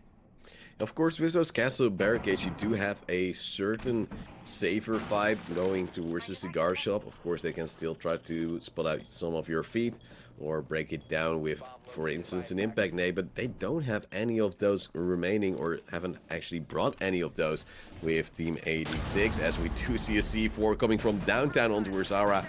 And well, that does complicate things if you're wondering about destroying a castle barricade, because now you have to either invest your breach charge from Yuke, or of course those lifelines and breaching charges, as we do see Yuke now getting the kill to Assassin. That's at least 1 kill in return. And that's the other C4 that 86 actually had off the board. Now we see Juke again repelling onto the other side of the building here. Harold getting the kill onto Juki, making it a 3v4 situation. This round now looking to go more into the favor of Kova, as they're slowly trying to take control out of the B side. They've opened that wall there, but there is a bulletproof camera here spotting out the Ash, and it could be JPM to go on that flank here, but the rotation wall is pretty high, and he has some difficulties jumping over that. Hopkins again coming out onto the Ash, and he's being drawn out as well. Going to be JPM being tagged up from the skylight, I do believe, for roughly 30 damage. Not too great for him, as he's now being stunned up by the Sophia as well. They're trying to push him out, but it's going to be the shotgun, the super shorty, working out wondrous. Getting one kill, getting another down on towards the Nomad, but going too aggressive, being covered off by Kuda to get that refrag in. It's going to be an effective 1v1 as Harold is bleeding out, but Curly is still moving around, possibly getting a wallbang in. Good tag on towards Kuda, now having to go off that revive. The SMG has to be reloaded as Kuda is moving in towards the cocktail lounge. Harold slowly bleeding out to death, as Harold will be planting that the future, at least will be faking it. Air jab coming in. Now they know exactly where Curly is, and he's pretty much stuck, so Kuda could actually go for a plant, in my opinion, and then have a cam in the form of Harold, who's now gone down for a triple kill. And now this plan might actually be on the later side. Kuda having to possibly cancel it out, as he's being faked out by Curly, and that is a great wrap round to get another round in, a 5-1 halftime. I love to see how Curly went for the bait here, trying to shotgun the other side, trying to confuse the attacker here, and then actually booping the shotgun in his face. Very effective for Team 86 so far, making it a 5-1 in scoreline. Yeah, great stuff so far. Best scoreline we've seen, and something we won't see beaten on that quickly, I would assume, from the side of Kova. As well, so far they'll be starting on defense, they'll be starting on the kitchen, service, and cooking, but they bring an Echo and a Valkyrie into an IQ, and that's something which always scares me, because the chances of the IQ just getting some upstairs control with the sledge and possibly also the gridlock, then trying to go in and destroy all the utility, might just be too painful for Kova. Yeah, that might indeed be painful, but they might have a C4 in the hands of JK to counter anyone pushing upstairs, possibly that IQ, but on the other hand, IQ is a good scanner, and she could scan out any C4s being tossed up on the ceiling right beneath her. I'm curious to see what kind of setup Kova is going to bring onto the stable here. We see a shield here, around VIP, quite something we see more often. Juke is going to go for a single reinforcement, I assume, possibly going to go for a rotation later on, but hey, we see an Echo, which we've not really seen a lot before today. Now the Echo, often times now not being banned, but with the IQ being in such a great state gun-wise, it seems like the IQ is easily being picked up, and thus the Echo being countered easily as well. On towards this map, the chances of you being able to spot it vertically as well are relatively high, and thus the Yokais don't have a lot of viability. However, it seems to be Yuk trying to play it for some intel, using one of those Yokais at least close towards the pillars. Now you see a push coming from the west bakery roof here now, as Assassin is possibly going to go for some upstairs control here. He might fully repel to the top floor, making sure that there's no roamer going for a deep roam on the top floor, but waiting, possibly to get some intel from his team that could be turning him out from bar first. We see the doors coming in now, going for a full clear from Sigur's shop. They really want to make sure that they're not going to get flanked later on, and they have JPM with the assistance of these track stingers possibly to counter any flanks later on into the round. Yuki's just trying to drown out to make sure he's on the safer side. No players just yet coming here from Kova, as we did see one of those Yokais going up roughly at the position where JPM is currently holding up. So if he does move in, he might be stunned and possibly attacked upon. Of course, those Yokais will be setting up those C4s mighty fine, as I believe one of them has just been destroyed, as the track stingers from the gridlock are now also into effect. IQ spotting out another of these Valkyrie Black Eyes and getting rid of that quite easily. This is very detrimental for the Valkyrie, as he's able to bring out a lot less intel for the defenders here. But we see an Echo drone, and we see Duke actually around Harry Potter. Red Stairs, if they are going to move there, they might be spotted out, and we do see Curly now trying to open up the hatch. That's going to connect them to Freeze. Yeah, you saw Yuki instantly going up towards the red stairs quite aggressively just to get another of his yokais into a position. And the drones, however, will be spotting him out. And of course, he can't go all too aggressive with those track stingers in place. Now he'll still get a kill onto Layton to get that opener in favor of Kova. And suddenly here on their defense, they seem to be quite confident. Whereas they were possibly a little bit overconfident on their offensive side, not being able to get those kills in. See a lot of lines being opened up from above, and possibly this freezer hatch as well, a drone dropping in to get some intel on where the defenders are located exactly. But there's a smoke quite close to this freezer breach, and he's possibly gonna pop out a smoke canister right now. Popping's coming out on the locations of the defenders too, but we see Koda holding onto the shield here with the Ala, currently picking up a grenade kill into Aura as that's the smoke off the board. No more smoke canisters being tossed off in this round anymore, but there's Hopkins coming out. Attackers Harl and JK both to pick up a kill onto Curly and JPM, and Assassin being injured, technically bringing this down to a round on the board for Kova. The timing was impeccable right there, as we do see Kova bouncing back. But of course, this is their primary bomb site pick, and well, let's see how they'll be able to manage on the other bomb sites. You can imagine Bar Cocktail to be the second one to be picked up, and indeed Kova will go for that bomb site, hoping it will net them a 5-3 scoreline and be able to come back in towards this matchup. They bring the mute to get some more intel denial, and of course some more C4s with some rotations coming in as well with the shotgun. Yeah, reading room fireplace hall, we're gonna see right now, and for the attackers, we see quite of a similar lineup. On Juke, we see a 6th pick into a Oryx. I do think that they're possibly gonna open up a lot of hatches. We saw Team 86 take full control from top floor, then all the way down, and then create some vertical lines. And if you're able to pull off a great flank with Juke by climbing yourself up one of these hatches, you could be of great impact later on into the round. I'm still quite happy to see those track stingers in place, but last round I was a little bit saddened by the Echo still being able to move up the red stairs and actually getting that kill just by wall banging. After, of course, those drones did a great job of spotting out a player. But if you have those track stingers, you might want to put them in deep so they actually have less maneuverability. And you saw Juke just having so much room to work with still on the red stairs, despite actually Team 86 thinking they have the pressure down there. Oryx coming in. I hope to finally see him climb some hatches, because that's something we haven't seen all too often with Oryx in competitive play. No, I remember the Oryx being brought out last weekend as well. We were super hyped about it, and then he was there the first one to go down in the round. Unfortunately, however, now he's being set into bar above, opening up in the bar as well, giving him some lines offside to hold whenever there's players dropping from skylight possibly. And it looks like, again, Team 86 is going to go from a top floor full control clear all the way until the gaming library. You see people slowly repelling up. No aggressive C4 at this moment in time from Kova, which is always a juicy thing to do. But you do see teams more and more try to go slowly up that ledge and then not instantly climbing up, because then the C4 could actually take them down. It's going to be Kuda standing by, no ADSs, and actually some bullets flying by and almost taking him down to half HP, trying to fire back through the wall.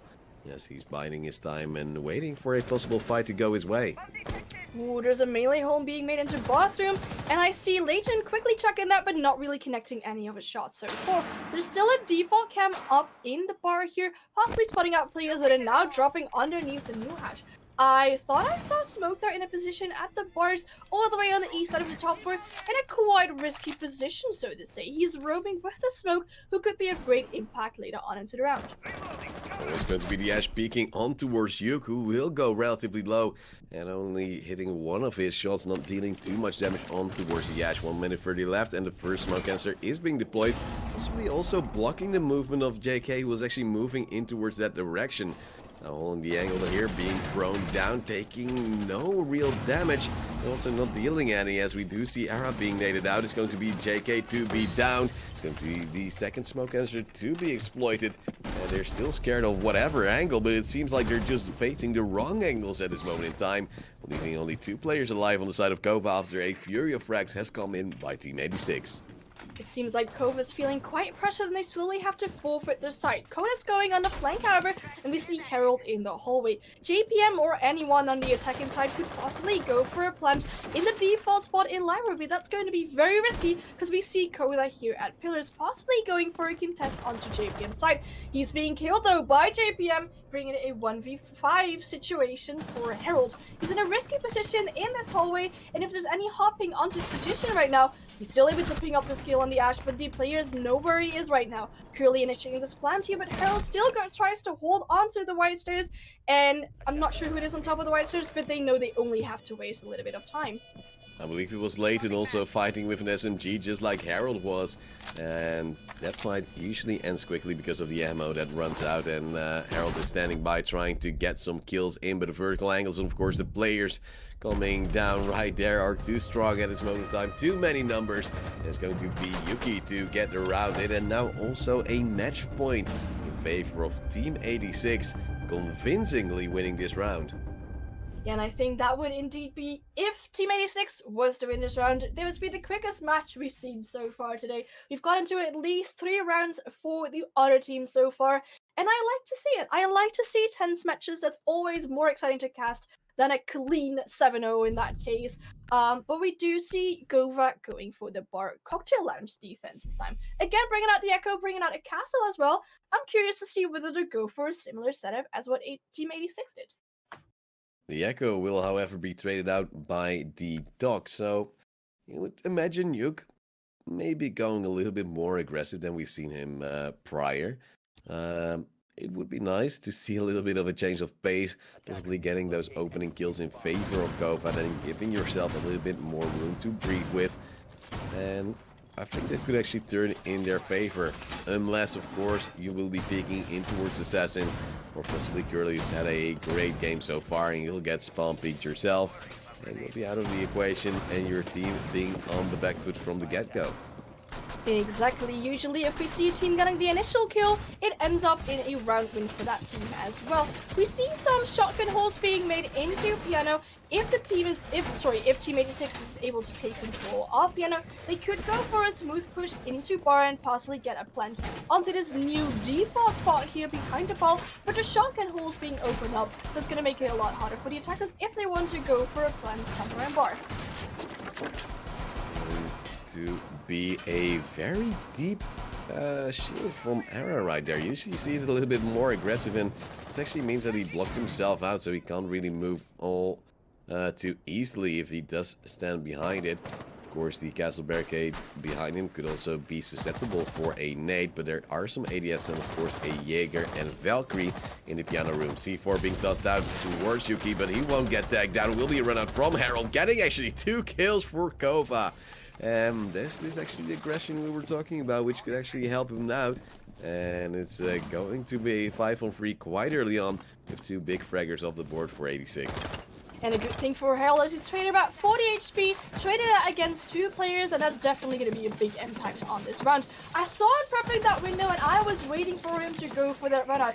It is a super greedy move, but he managed to do that successfully.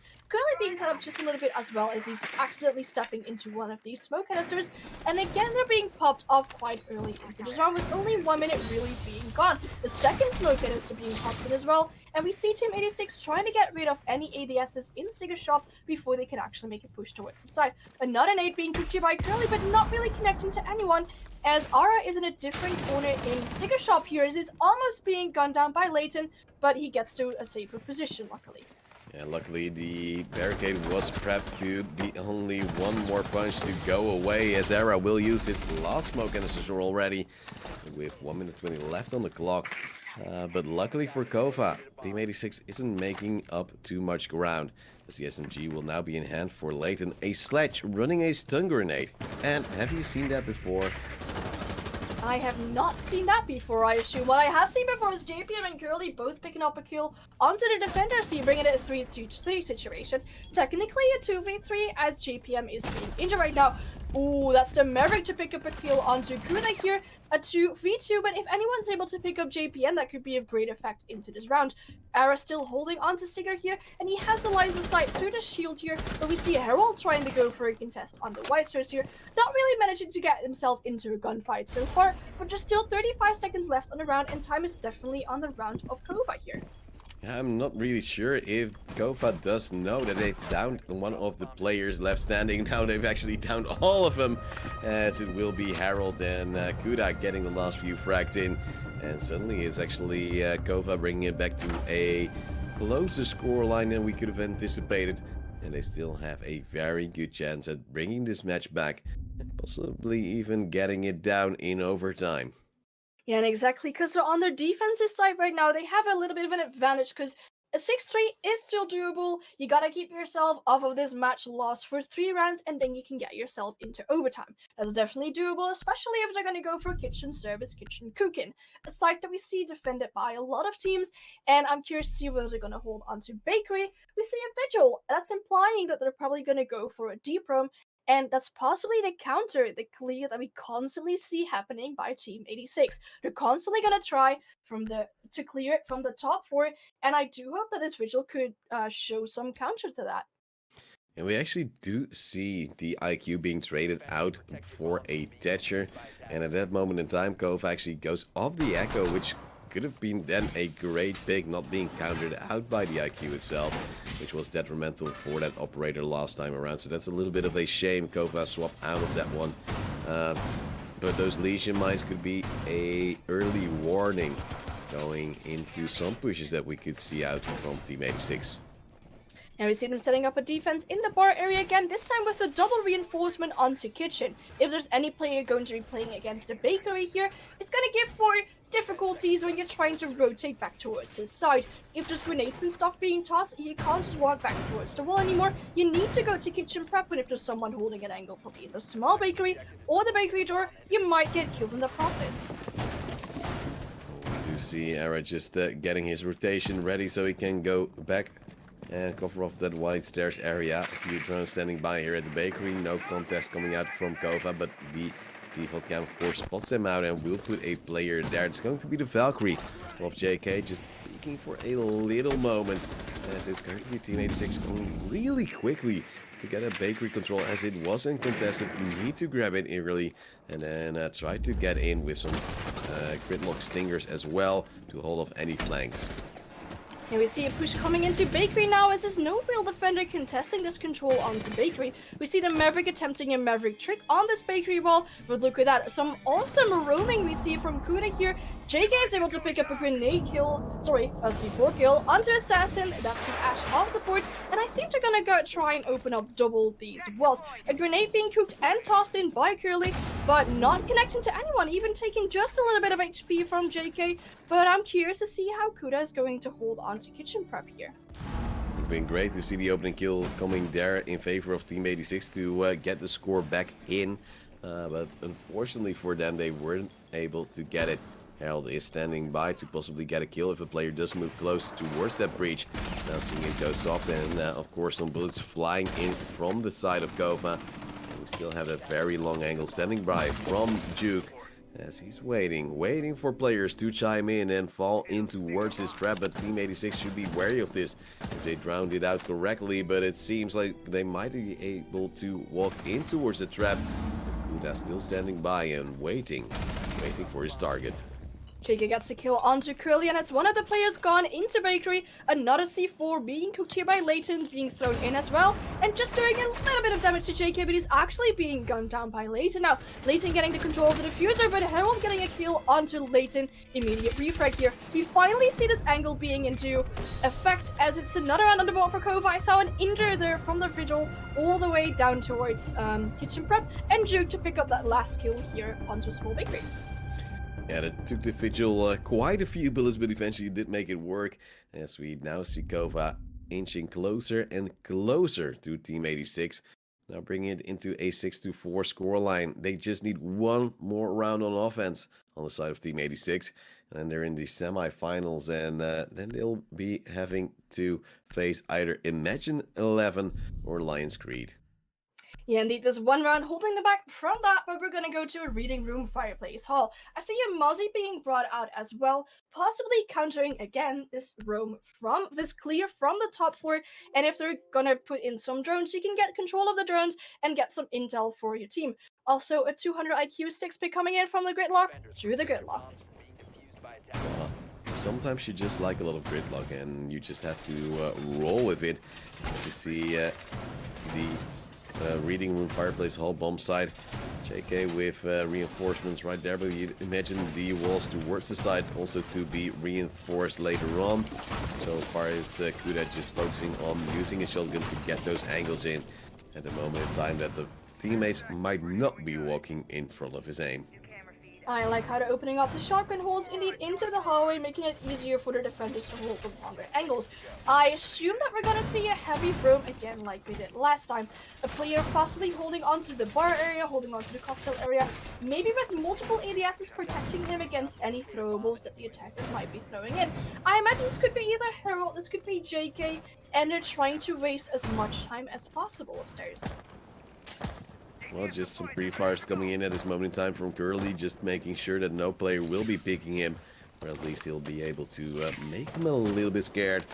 We're just waiting for the first action to come in. I've liked some aggression from Kova in the past few rounds, especially, for instance, the run out from Harold, I believe 2 or 3 rounds ago. But we're waiting for Kova to feel confident to do that again. Upstairs there will be Ara playing with his mute jammers, taking out his drone as well and trying to delay the entry from Team 86. As also downstairs we have JK roaming around, having a C4 in his bag. Could be a great potential later on into the round, but I like the amount of utility, intel denial from the defenders here. Both the mute and the Mozzie making it really difficult for the attackers to drone out the defenders and make sure where the locations are of the defenders.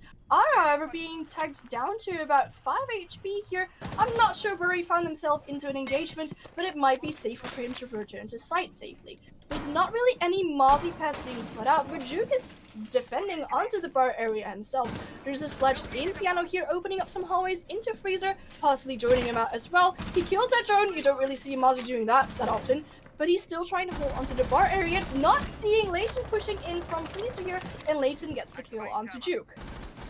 Yeah, they're just waiting for another kill. Ara is low, so that might actually be a very viable target for the next kill of Team 86, which is going to be JK falling to Assassin, making it 5-on-3 aggression coming back in from Harold, trying to get some score back in favor of Kova, and also using his ADSs to eat up some of the utility from Team 86. Shotgun at the ready, trying to get some extra angles towards Kova if a plant might come in later on. But so far, 86 is not really feeling the pressure, so there's still 50 seconds left on the clock. Exactly, and the room has gone less as the players have actually returned back to side. I like the angle that Kova is holding with the open up pause, but he needs to be careful from above as his angle's being opened up from above. And Ara, look at him, he's only 5 HP, one single bullet between him and his death. And Leighton is able to pick up another kill onto Kuda. This is not looking good for the defenders at all. Luckily, they still have Harold in a 1v5 situation. He's been able to pick up a lot of kills so far, but it's not going to work out for him today. Assassin being able to pick up the last round, a flawless round for Team 86 to finish off this match in a 7-3 scoreline. Yeah, very well played so far by the side of Team 86, winning with the 7-4 scoreline. Having some struggles closing it out, and that might always be scary if you go into best of threes, but at least they managed to get this one in, go to the semi-final, and we'll have to find out who they'll be facing next. Yeah, JPM definitely showing up for his team with double digit, as well as Curly and Harold all on the double digits. Very well played by all of these guys, and it's Team 86 indeed to take that win. Oh, I need to do it Fans 2 go again. Yeah, it's always hard. Like, I'm happy that I have an easy webcam to focus on my face, and otherwise I have my backup talisman over there, and otherwise I'll just grab this one to be even more certain that I'll be in the field of view of everyone. But of course, someone who can't be missing from our field of view is none other than Fraser, a man who is best dressed to the occasion today, and his blue even matches his computer. Oh. You're muted, but I love how your mouth works. I've turned into a hat. Oh my lord.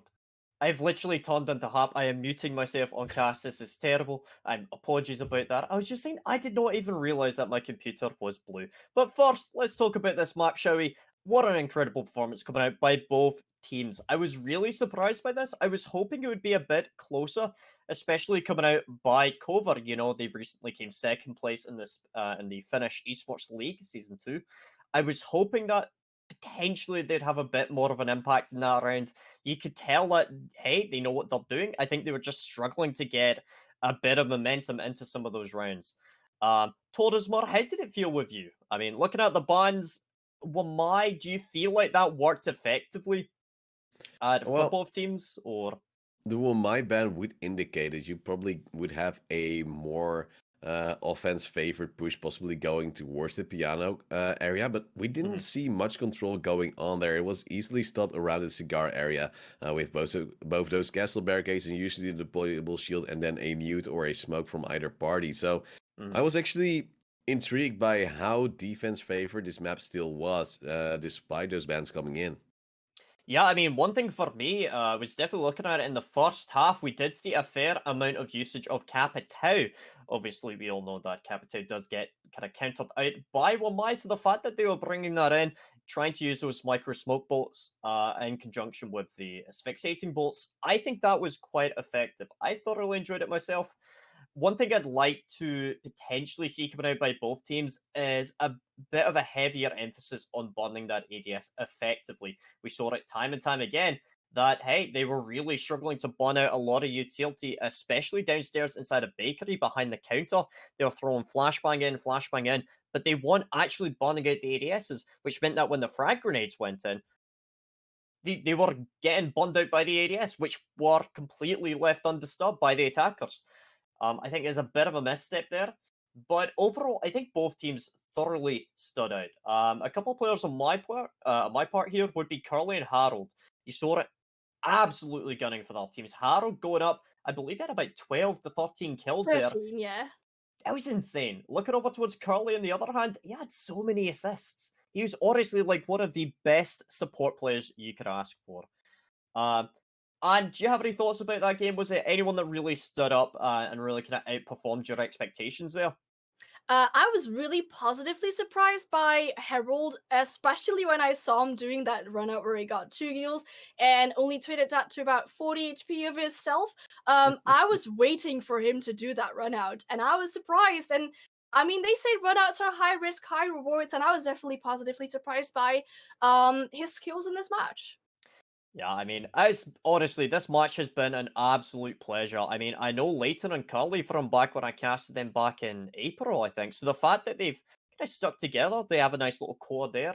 It was incredible. I thoroughly enjoyed this matchup. I would like to see Team 86 playing a bit more of a tactically challenging map, maybe like a conventional like Clubhouse. Let's get a bit of coastline in there, a bit frag heavy. I think it's going to be an absolute barn burner for that one. But I believe our next match is going to be Imagine 11 versus Lionscreed. It will be our last matchup for the night before we go to a quick break. Toldesmar, any final words here? I'm just wondering who the side of Team 86 will be having to face. Imagine 11, a French lineup, and then you have Lionscreed, a little bit of a mix. So I'm just having my fingers crossed that we'll have another banger right here. And as you said, we'll be going to a small break. When we're back, we're going to see who will win the last match of the night. And of course, if Fraser is going to be happy about the performance of both teams. See you in a bit.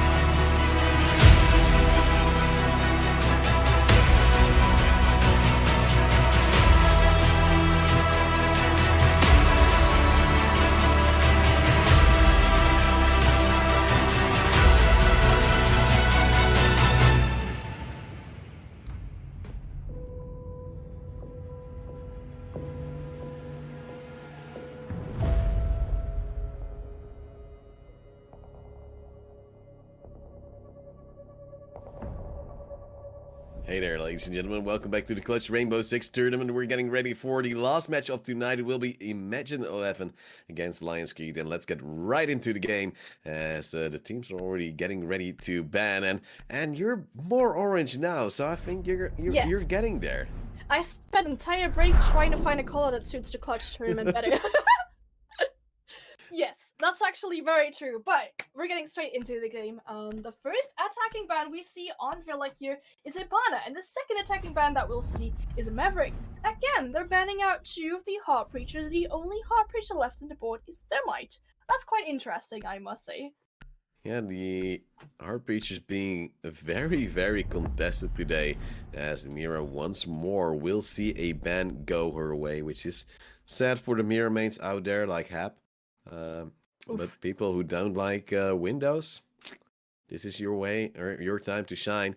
as we're now waiting for the last man to come in from Lions Creed, of course, starting on the defense right here on the last map of the evening to see who will be facing Team 86 in the semifinal tomorrow. All right, the last defending van we see is Maestro. It's going to get a lot less utility for the defenders, and a lot less plan denial as well. The Maestro cams Evil Eyes, giving a lot of opportunities for defenders to gather some intel on where the attackers might be, or to stop a plan, because you can fully bring a player down from 100 HP to 0 HP if they're in the process of planting, for example. Indeed, we're going to see the first round to get going. Termite, the only hard destructor up and running, so you'd imagine him to be picked up. With the Aviator Games room side, you don't necessarily need a Thatcher. If you have a fully reinforced and then possibly electrified study room wall. But it seems like Nestro is still trying to swap in towards that operator just to have a little bit more safety, not having to possibly connect against those Keith claws from downstairs.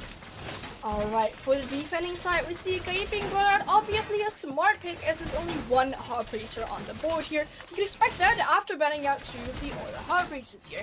They have, in fact, a Thatcher, so they could get rid of these Kaid Electro Claws, but I'm curious to see how the attackers are going to attack this. Previously, when we had Villa today, we saw the attacking team fully pushing this from either study side or master bedroom side, and I'm always hoping to see the split push, so you can push the defenders back and make them turtle up into side a bit more.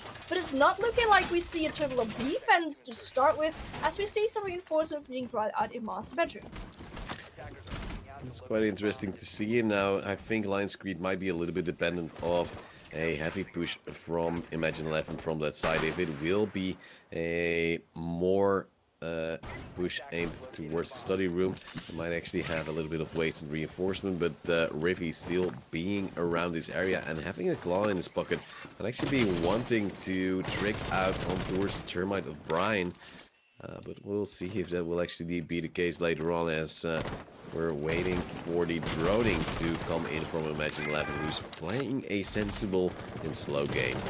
The first person they might see as a person is Statuary, if I'm not mistaken. Indeed, that is the Valkyrie, possibly giving herself some intel as well by any Valkyrie Black Eyes in possibly bedroom. She could use a C4 still as well, but there's someone gonna attack her from connector window here. We do see the Valkyrie swinging right and swinging into the master bedroom as well, but not really fighting herself into any engagement so far. A Thatcher EMP being used on the master bedroom wall, and a Electroclaw coming in as well in an attempt to trick this Thermite from attempting to open the wall. That's not going to happen so far, but it's relatively to pull out that C4. That is not connected because it's turned out way too far into master bedroom. You saw the complete panic when that Termite charge was being put up to possibly throw that C4 in. Unfortunately, not being able to deal any damage to any players.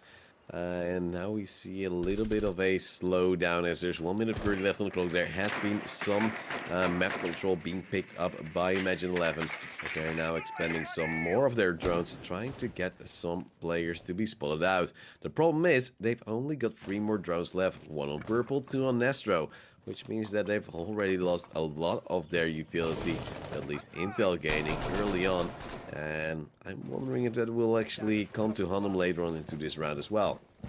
Exactly, can I see that they've put 1 drone on top of the astronomy stairs in order to see if anyone might be rotating later on. And I think that's actually happening at this moment, as I saw one of the defenders going downstairs and moving in the direction of astronomy stairs. It is Valkyrie here, Verns. He might not know that there's someone downstairs as well, as they're possibly going for a flank on a flank with the Sludge here, but Sludge is actually looking forward towards Library here. Nestro to pick up that kill onto Verns. Valkyrie not looking out where the Claymore was, and I'm sorry, take it away.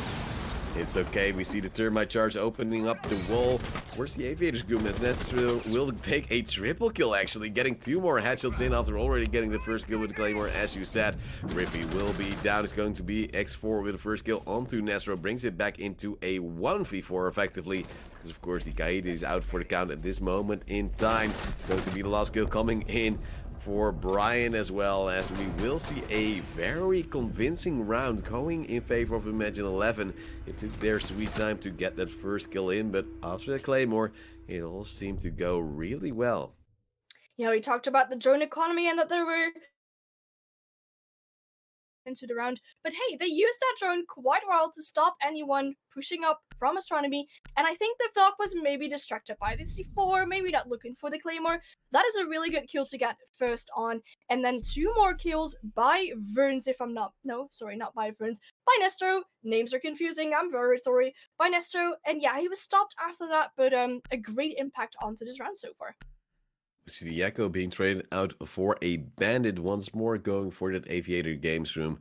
I think this might actually be a target from Lionscreed to bait out the IQ and have that Thatcher not really being necessary, as it would be easier to at least close out these walls. Either trick them anyway. But with a Thatcher coming in, those Bandit wires wouldn't survive all that long on the current patch, as of course we know that in the future those Thatcher nades might actually be just a disabler instead of a destructor onto some utility. Exactly, like you said, they're gonna disable gadgets instead of destroying them for a full 15 seconds, which is giving you enough time for a possible thermite breach to come in. Also, you can just pick up your own batteries and place them again, or if you're feeling frisky, you can shoot them and place them, which is just a bit faster than picking them up. But that's not for now, that's going to be in the next season. We see Steno here possibly going for an aggressive run out here onto the fountain spawn, but look at that, there's not really anyone spawning. Purple is spawning there, but he's looked into another direction. It is a little bit of a showing of force here from Lionscreed, trying to possibly instill some fear on towards their opponents. As Imagine 11 is slowly getting towards that study room, or at least at the lower floor, as they're just waiting, seeing what they spot on their drones, trying to get some intel in. And from that point onwards, they'll try to collapse on towards the side, but there will be an early peek here, dealing a little bit of damage onto Vegas. And that means he'll be able to at least still survive, and maybe with his drone force back that player. Yeah, Imagine 11 is fully joining out the bottom floor here, making sure that nobody's really holding it there. There was a player before in Art Studios, but there's an EMP being brought in onto the main stairs. I'm curious to see how X4 still remains with his sight on here and is able to pick up another drone, giving the attackers less intel on who's holding on top of the main stairs. A player being spotted out onto that study balcony here, but it's Steno to fully push back into Aviator, possibly opening up a line there for a C4 on the study. Yeah, he's prepped and ready to destroy either the Termite or whoever comes close, as now Ozark will go a little bit lower. Steno with a kill onto Nestro, and X4 also picks one up on towards Purple, making it a 5-on-3 situation.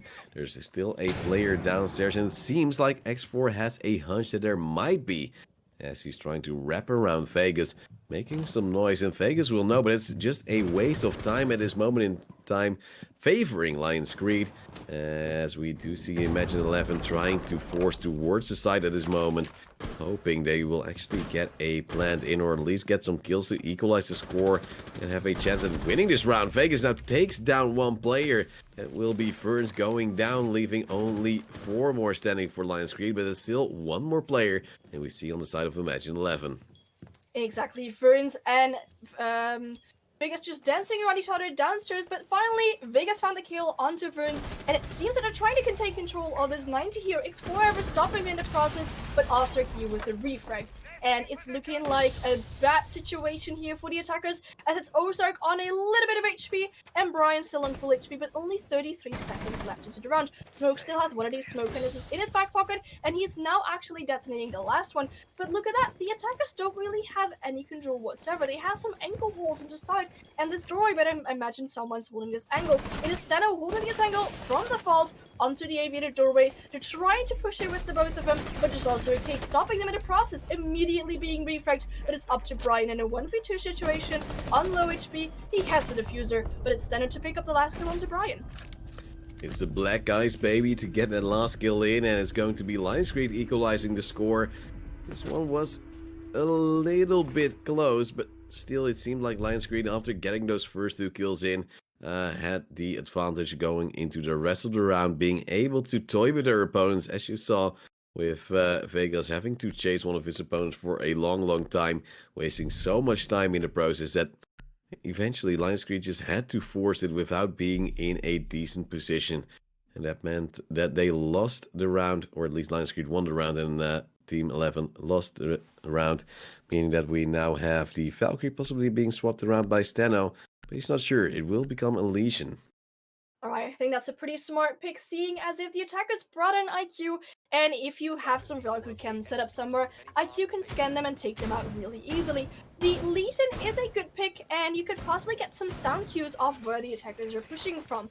Now that Lion Squeeze has finally won the bar Aviator side, they can now try and defend onto Master Bedroom. Statuary Trophy, to be precise, and we see them both bringing out a Vamai and Jaeger. So if there's any throwables coming in from the attackers, they're going to be able to stop them easily if they're not being cleared out by the IQ. It's going to be the castle just closing things up. Is there a sledge on the other side? Of course, Ozark will have no trouble whatsoever opening up those barricades. Luckily, this isn't the lower bomb site, otherwise you might have wanted to see Vegas also bring out a breach charge, as that would make it easier to get a vertical pressure in, but I think that is only for the next round if Lion's Creed manages to win it. As we do see a lot of closet control here. More Womitis being set up, just splitting them out, so possibly nades from the other side will be eaten up. And will make those ADSs stay alive a little bit longer. Yeah, I think Lions Creed are really expecting Team Imagine 11 to push from the closet here, as they're basically building this into a fort with a shield and some magnets and some ADSs here, but they're trying to go and take control out of closet here. I don't really see any push coming from Study, no control over 90 so far from the attackers, but the flashes are coming in an attempt to destroy the ADSs here. It's going to be the ADSs, or at least the EMPs popping, as now we will see the first kill coming on towards Steno. That's going to be the Legion off the board. And the stuns are coming in, but still we have a player here in the closet waiting. As it's going to be Ferns just holding his own, as the smoke canister will cover him up for some more time. Damage still being dealt on towards Imagine 11. As they're waiting, hoping that those ADSs and Womitis will run out soon. But of course, those Womitis will just keep on spawning back. As the smoke canister actually tags up Ferns on towards low HP. I really like the position that Ruby has. Ruby's being tagged up just a little bit. He is safely behind his shield, being able to pop up some smoke canisters onto the closet window here, but he's already used 2 of them, and it's been 1.5 minutes into the round. He must have felt super pressured, and I see the attack from Imagine 11 actually shifting just a little bit, as they might try and take control over Astronomy Stars. But Ruby has actually moved back just a little bit, and he could possibly hear the players coming up here, diverting back into a safer position behind the box here, but I imagine that the attackers are going to take control over Astronomy Stars. However, it's Purple with the S charge to get the kill onto Ruby. But on the side of Imagine 11, we see 2 players being down. A run out here to pick the kill onto Ozark, who was downed already. But look at that, they have the control of the diffuser, and it's Purple to pick up another kill immediately. Oh, no. Fight coming out, and Vegas getting a kill with that Claymore as well.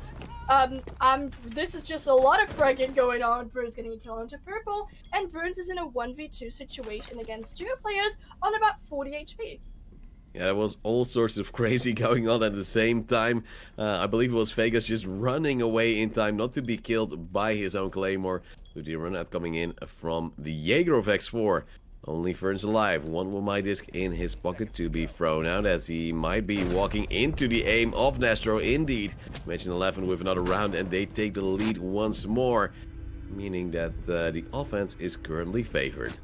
Yeah, indeed, and usually you see it the other way around, that the defense is slightly favored, but if Lions Creed want to, they can get a second attempt of defending Trophy Statuary, but they could also go to a third cherry bomb site. They're not going to do that, they're going to go for a second attempt on Trophy Statuary, and I'm curious to see if they're going to try and hold on to Closet as much as they did last round. I'm also hoping for the Legion to stay alive a bit longer, because especially if you're making your Legion survive, it can be of greater effect as you gather more Legion Goo Mines.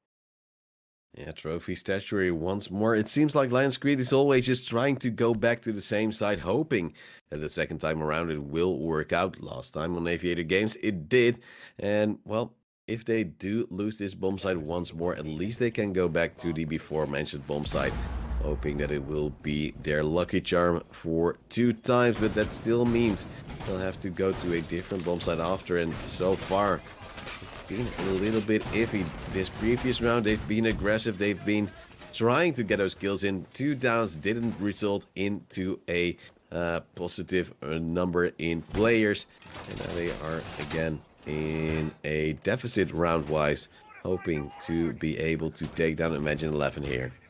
I see some reinforcements coming out on the side of Study as well, maybe expecting the attackers to dive through it through attacking, possibly from Study as well. Last time we saw a strong attack trying to take this control over Closet, but they had some struggles with that. So I'd like to see two of the attacking players.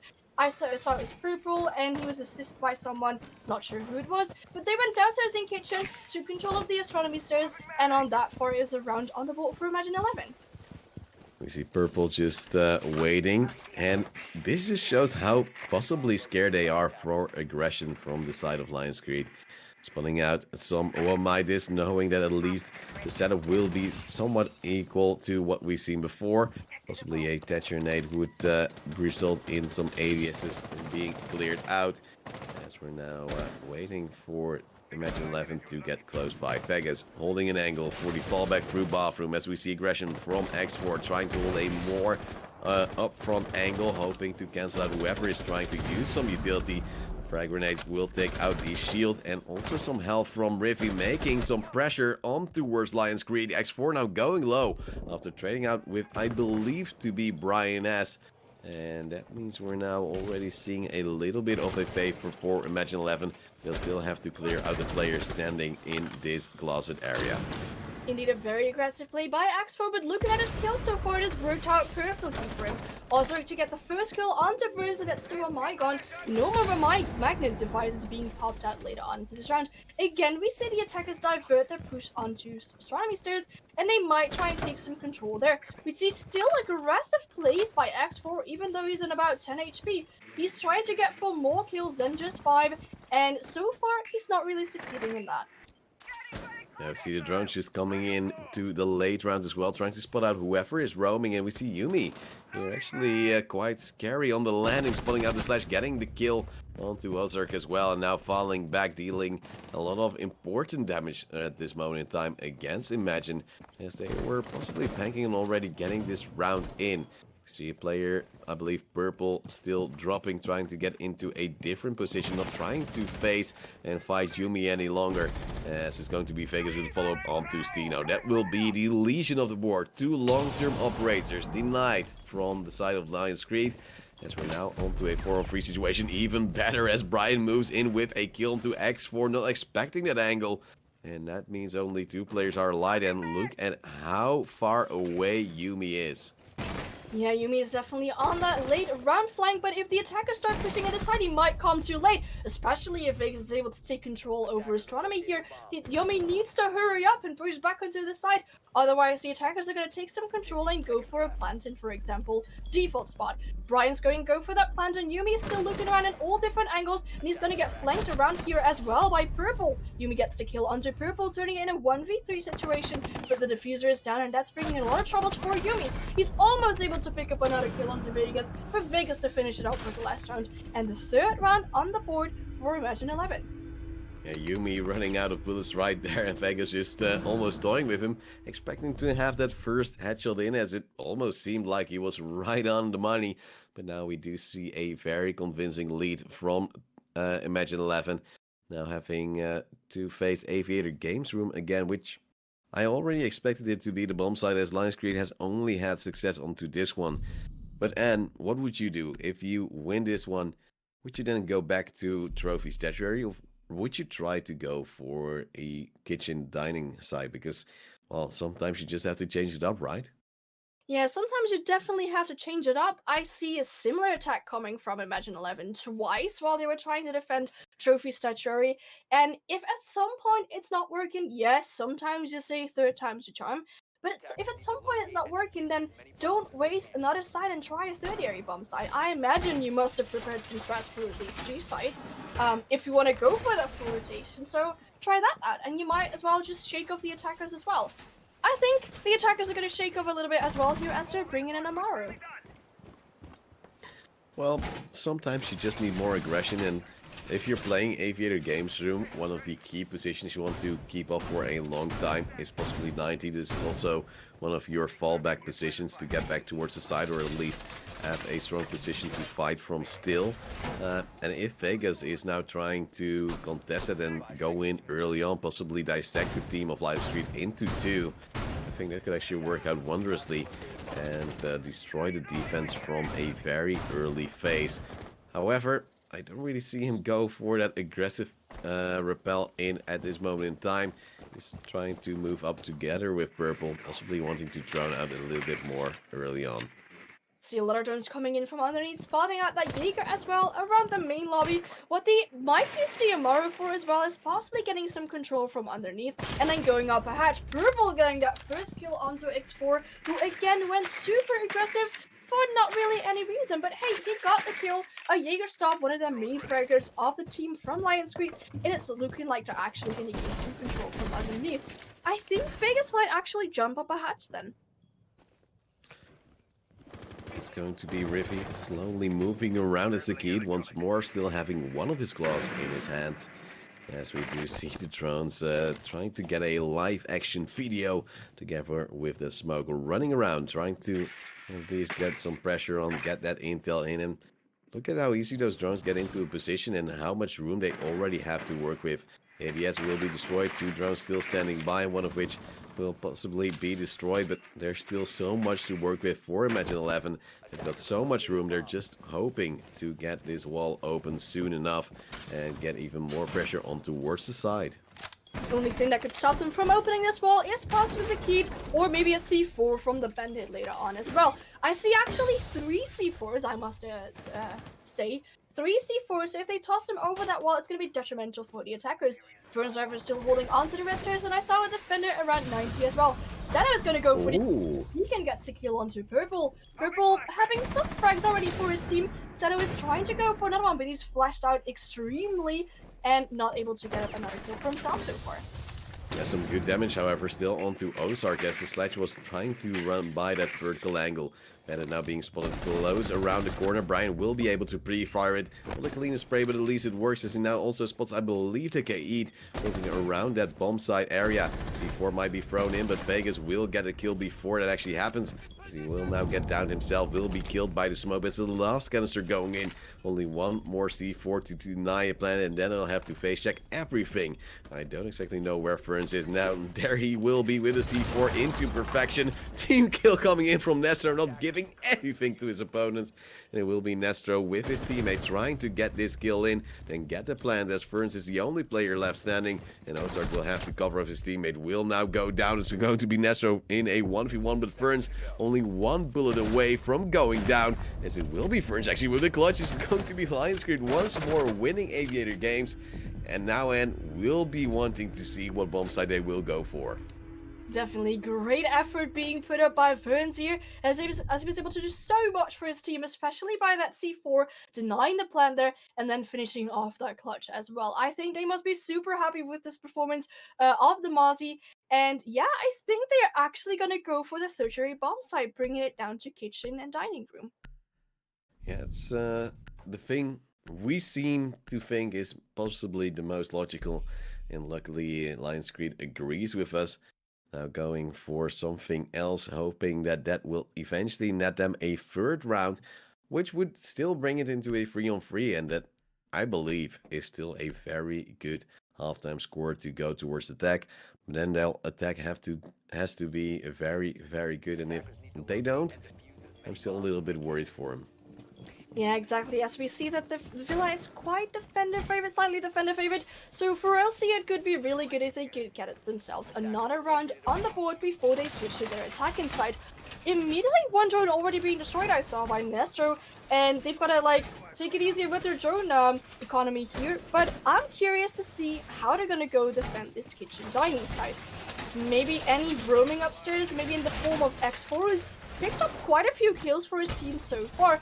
I'm curious to see whether he's going to be playing aggressive or whether they're going to play him a bit more safely into this round. Do you have any expectations for that? I'm not too sure. I'm just gonna lay back, wait, and see what they're gonna do. I'm just a little bit confused that Stino hasn't put down his Goyo shields yet, so I'm not too sure what he's banking on doing with that one, and how Yumi's being tagged up as well. I'm confused, Anne. That's the only thing I can say. I assume. I almost got myself into my deathly Saliva as well. Very, Oh very no! nice. We're both there. Oh yeah, like very, that's typical caster, isn't it? However, we see Purple attacking here from Piano, immediately opening it with one of his Ash Charges, and Vegas to get that first kill onto X4. I don't know where exactly this was, but it's very detrimental for X4 so far, as, yeah, he's been getting quite a few frags for his team, and him being stopped this early into the process again is definitely not good for Lion's Creed. Oh, he's been the driving force for a lot of aggression and a lot of early pressure for the team. And with that being gone, Yumi also going low. I think this is really putting a strain on towards the defense. With now Purple not really feeling as if he needs to run with his primary, but with his breaching round, using his second already, not holding anything back. I like the aggressive roam coming out from Stino here as he's still upstairs holding some angles both vertically and into Master Bedroom as well. We see Nestor here pushing into Master Bathroom. I'm not sure whether Stano's aware of that, whether he's had a sound cue that there's someone pushing around him actually, and he could go for a flank, but they're just completely ignoring each other. Nestor now moving down the astronomy stairs. I've never seen anyone move as quickly as Nestor is doing right now.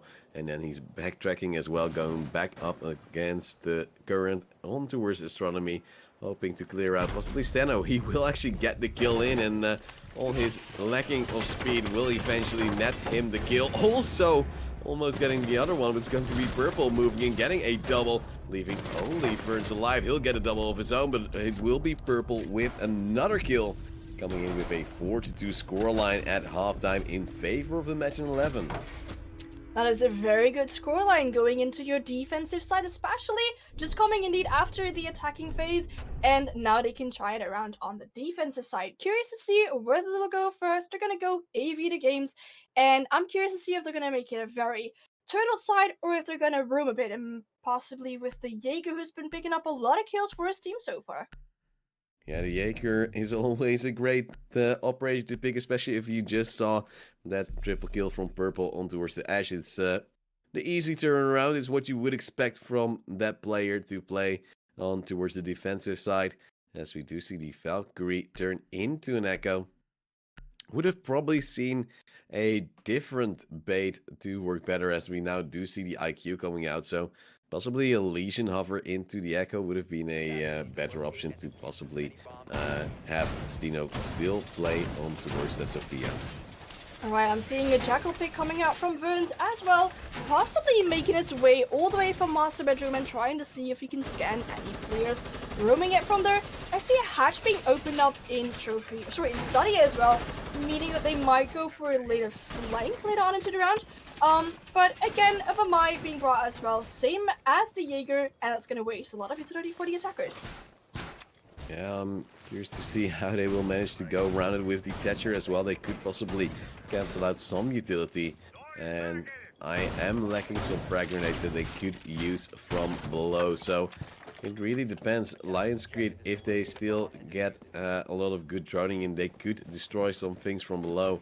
But with that Wamai, as you say, as well as that Jaeger, they could eat up so much that those Goyo shields will stay alive for a long, long time. Yeah, exactly, and we see them now rappelling onto the east side, possibly trying to take some control of Master Bedroom anytime soon. Steno as well rappelling onto Astronomy Stairs here, going for this window as a possible entry. We see them face checking everything. X4 is being droned in though. I hope they're droning things out correctly, but there is a barricade that's going to give the defenders some kind of sound cue that there are in fact players pushing from Master Bedroom side.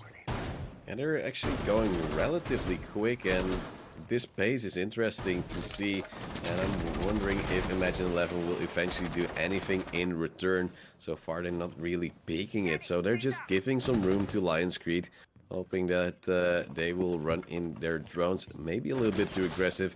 With the Jackal scan coming in as well now, it's going to be a more and more turtley round for Imagine 11, especially with those shields going in.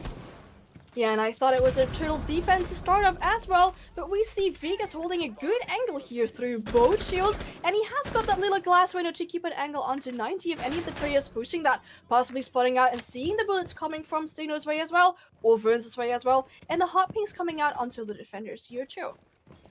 Yeah, it's going to be Verns trying to spot out one of those Momai discs, and he just makes it out alive as the Goya was close by, now running back, trying to get to safety as Yumi tried to pre-fire him 2 times, yet not being able to hit him.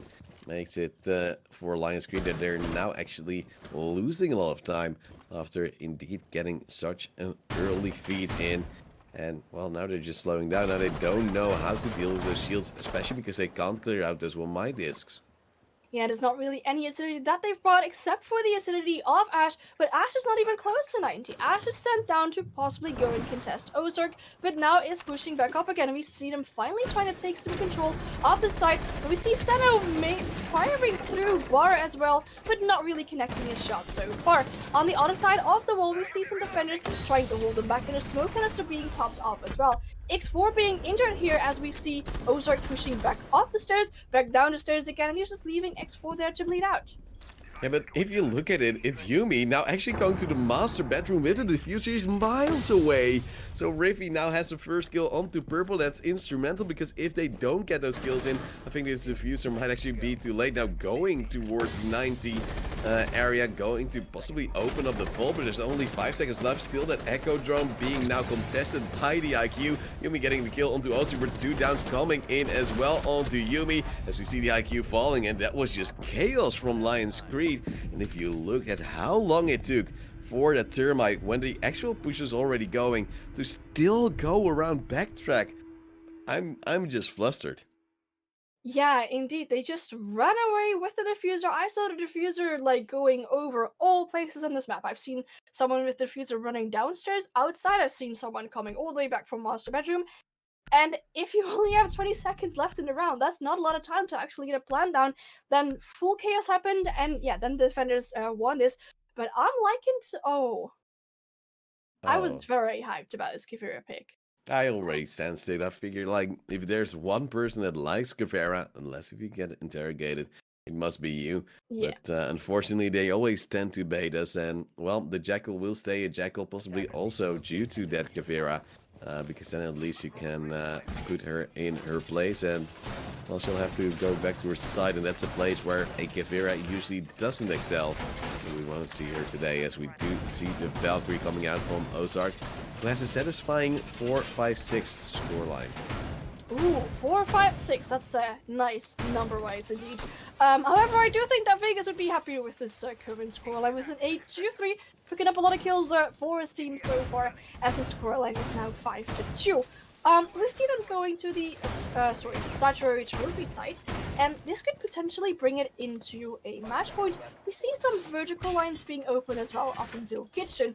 I imagine someone holding this from underneath, possibly tossing up a C4 when they're trying to take control of astronomy. You would imagine it to be the case, but it could also be a fallback option to one of the roamers. As you see, also now already showing how you can easily just go around the map if you do get that area in your control. It's going to be Ferns to possibly spot out some of those vertical angles. Some players from Imagine 11 are already being hot-pinked. I believe it was actually the Valkyrie of Ozark, as we now also see some early scans coming down, but that player is already inside. See, they're trying to take some vertical control starting from downstairs as well, opening up this barricade, and they're now going to try and take control out of kitchen. Here's Steno with his IQ scanner, could do a lot of gadget damage from underneath, as he could take away some of the defender's utility. And we see people just holding the angle. Second impact already being deployed. And that means there's a lot of utility, actually all the vertical utility coming down from Lions Creed already, as now Yumi will go down. And that's the hard destructor, and I think they'll probably be a little bit bummed right now for Lions Creed, because there's no way they'll be opening this wall anymore. So you'd imagine a hold from Imagine 11 to come in very, very conservatively with a shotgun, by the way, on the Bandit. Ooh, that's a very interesting setup here, but X4 is able to pick up a kill onto Brian's, onto the smoke to be precise. Vegas with the immediate refrag onto X4, and Ozark to pick up a kill onto Steno here, making it a 2v4 situation, but both Ozark and Vegas are on low HP. Yeah, they're just trying to survive, hold on for dear life, but there's still a C4 onto Ozark. He could use later on. Look at the time, there's 1 minute left on the clock, 2 more.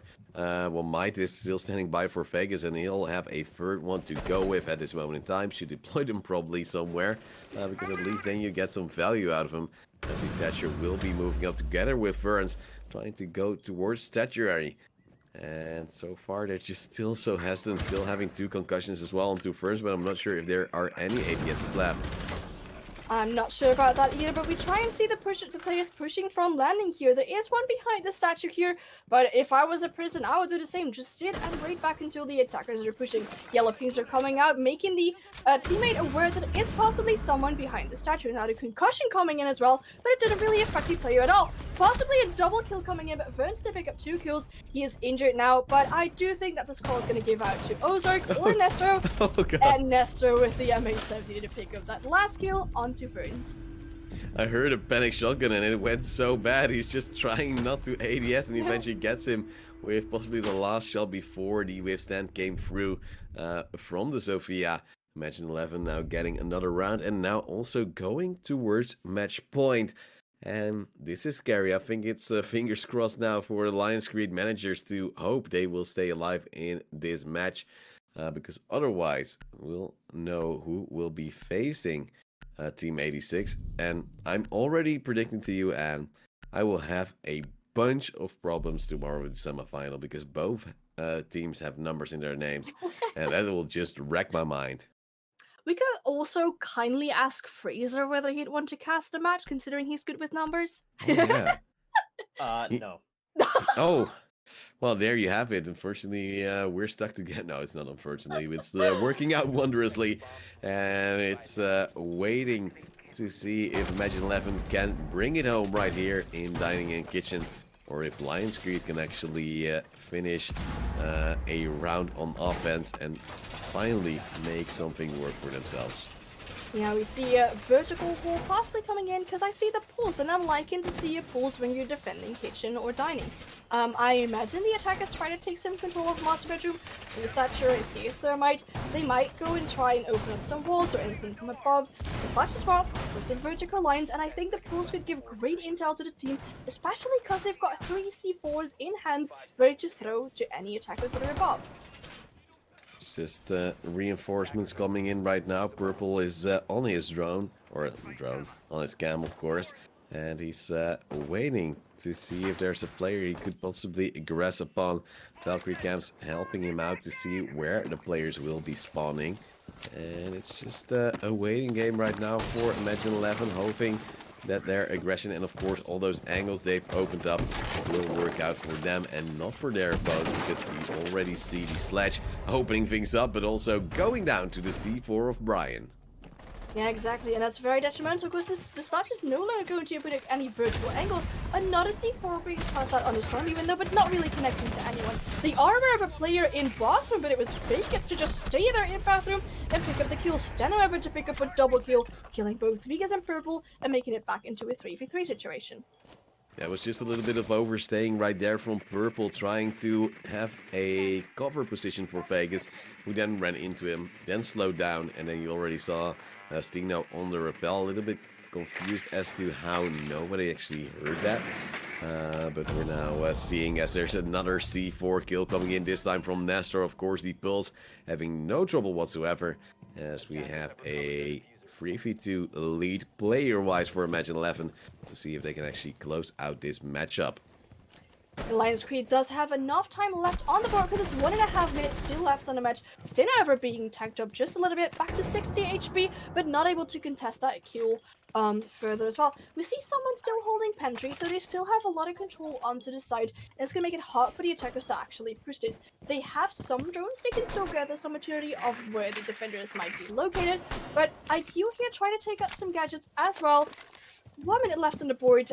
I'm not feeling too well for Lions Creed at the moment. Now the time is running out, and what kind of utility do they have? A free breach round, and of course also a claymore. Well, you can't throw them in, especially not to get some kills. And I'm expecting Imagine 11 to play relatively safe from this point onwards.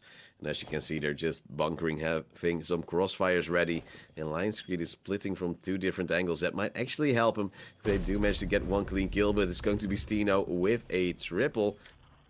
And that's actually a turnaround. Ozark will take down Riffy. Steno alone and, well, a little bit desperate possibly. Trying to get a wallbang in. Will get a lot of damage, but Nestro will finish things off. It's going to be Imagine 11, the last team today reaching the semi-final. And Lionscreed, unfortunately for them, the tournament ends here. Yeah, exactly. That's a win for Imagine 11, and they continue on for tomorrow. And I wish good luck, Josh, for having to cast a team with 2 teams with numbers, but that's going to be fine. Vegas on the MVP spot here, and it's good to see that Vegas has actually reached double digits as well. Yeah, it's going to be a great performance and a great partial head from Anne, who's slowly creeping into the image once more. But someone who's never creeping into the image, but just gliding with passion and just glory is Fraser. How are you? Hello there. I actually remember to unmute myself this time, so I am Nice. doing pretty well. That was an incredible matchup coming out there. Both teams gave it their all. Lionscreed, Imagine 11, they really gave it a good effort, but ultimately 7-2 scoreline, it does kind of say a lot when it comes to Imagine 11. I think a lot of us are going to recognize some of these players, myself, Nextro, Ozark, and Vegas in particular. I know the core lineup came from formerly Syzygy. They were quite entertaining, back in their former lineup. So seeing them play now on Villa, it has been a dominant performance thus far. And how did it feel for yourself? Did you notice anything with regards to the flank watch that you saw with Imagine 11 that maybe Lionscreed maybe struggled with a little bit? But the flank watch, what I saw is I didn't see too good of a drone economy from the first attacking team. I'm still so into the match, so some things are not really processed in my brain just yet. But I'd like to see the combination of the drone and the claymore where the Falco was actually caught up. Yeah, I mean, we really saw it there with Imagine 11s. You could see they were setting up drones on flank watch positions, so on like Astro Stairs, Red Staircase, Main Staircase. Players like Nextro were getting claymores, and I believe Nextro even got a claymore kill in one of the rounds to kick things off. I believe that was onto Yumi. So I think it was very, and our correction was actually into Vons. Now, told us more. We saw from both teams that they preferred to do bedroom takes, especially into that Aviator games room. But Lionscreed, they were a lot more dominant, a lot more aggressive in their playstyle, whereas Imagine 11 tended to be a little bit more methodical. Yeah, you saw from Imagine 11 that they really tried to have a slow approach, get those drones in, and then get some intel. And the play to counter that, it seemed from Lionscreed, was to indeed go very aggressive, have a very upfront hold, and try to contest whatever they could. And, well, unfortunately for them, that didn't always work out wondrously. And you see it in the score. Eventually, Imagine 11 was just way too strong. Yeah, I mean, it was a bit of a shame. I know from my own personal experience in casting Lionscreed, Vons, Rivy, Steno, them 3 together, the drone works, the communication, and the synergy that they have together is tremendous. So it was a bit of a shame that we didn't necessarily see that, but a couple of the players were really stepping up. You saw it time and time again. X4, Vons, the clutch situations, really stepping up and proving exactly what they're capable of. But ultimately, Imagine 11's really showing, hey, at the end of the day, there's a reason why they came out there 7-2 on Villa, starting on attack. It says a lot. Yeah, I think it's quite scary if you're going up against that in the semi-final. Of course, it will be a best-of-3 format, so it really will show some of the endurance that the teams have. But just to make things clear for everyone at home that might have missed 1 or 2 of the matches, let's go over the results of today. And Fraser, do you have some side notes for every match? Yes. Some of them were an absolute massacre. Some of them were pretty entertaining. Starting off with MCon versus I can't remember who they played against. I'm supposed to be taking notes Activity. here. Activate. Oh, I'm a terrible analyst. Holy. 7-5 scoreline right there. It was pretty close. It was a 3-3 at the start before Activate were ultimately able to pull that one back. It was quite intense, and I was kind of I was kind of upset a little bit, honestly. I figured that MCOM would be able to pull it back a little bit more, but I think it just goes to show the confidence and experience that Activate have on that map. Both Benelux teams, both very experienced with Clubhouse. I'm hoping to see that being banned out against them in the future. Yeah, afterwards we had 4 elements actually taking down Slaughterhouse. Yep. 7-3. It seemed to me that Slaughterhouse had a very promising start, but unfortunately for them, they didn't manage to pull through the entire match. Well, sad for them, but of course you have to have one winner, don't you, Fraser?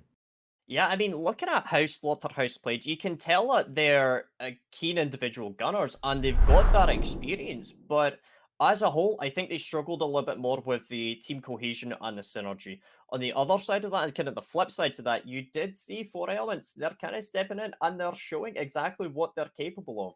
I'm really hoping that we're probably going to be seeing that again in the future. I think that 4 elements, they've got an absolutely stunning team. They've got a lot of experience. They know how to work together. The communication is superb.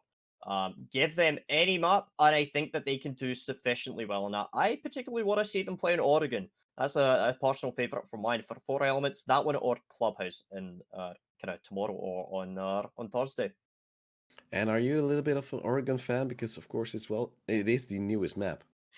It's not my favorite map. I do think what I think is Ooh. really smart though is that they put the Golden Gun game mode in right after they reworked the map, so everyone got to know the map because you had to run around like a brainless chicken. But I mean, I've not seen it being played that much. I've not casted it that much, so I'm really excited to see it being played. So I get to see more casting opportunities for that. Well, maybe tomorrow you will have your time to experience Oregon in its fullest, that semi-final. Of course, in the third match, we had Team 86 taking down Kova Esports. The Finns, unfortunately, not being able to find their groove and get that match in. So eventually, we will have Imagine 11 to take on Team 86.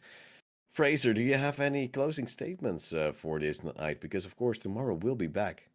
Yeah, I mean, I think it's been absolutely incredible having so many different teams from different areas of the community. You know, we've had Lions Creed, a well-known UK team. We've had, MCon, Activate, 4 Elements, all well-known within Benelux. All the way to some other teams. Team 86, looking over towards them. Imagine 11. It's been superb. I really want to give a shout out, however, to Slaughterhouse. I think out of all of the teams that we casted today, they were one of my favorites simply because you could tell how passionate they were. And the energy that they brought in during the first half of the game, I thought it was absolutely incredible. I kind of want to see a couple more teams stepping up, in particular Activate. I think they struggled a little bit, and I'm kind of surprised by that. I want to see them use the operator bands coming out a bit more effectively. You know, if you see something like a Wamai band coming out, then hey, make sure you're utilizing frag grenades as best as you can. Make sure you are trying to push that projectile advantage as much as you can. I think we've got quite an exciting day tomorrow, and I cannot wait for that. So I'm very excited about that. Todesmur, and it's been a pleasure listening to you two rant on about Siege for a couple hours at a time. Thank you so much to our wonderful observer, Melanie, for getting involved, not Canary. And finally, Simon, for kind of organizing everything, creating all of this. This has been incredible. I've thoroughly enjoyed it. Thank you so much. Todesmur, and any final words for yourselves? Go ahead, Anne. You're Oh, always I fast. was waiting for you to take the word first, but that's totally fine. I've thoroughly enjoyed today. A lot of exciting matches. Especially really happy that I got to see Villa twice. It is one of my favorite maps. I'm really liking this map, so looking forward to the exciting matches we have tomorrow. And I definitely enjoyed the first day. Yeah, I'm slowly turning more and more purple, so I think that's time to call the day. Tomorrow we'll be back at 7 p.m. CST, of course, right back on towards this channel. The first match we'll have is Activity taking on 4 Elements. Afterwards, of course, Team 86 taking on Imagine 11, and we hope to see you again tomorrow. Bye-bye.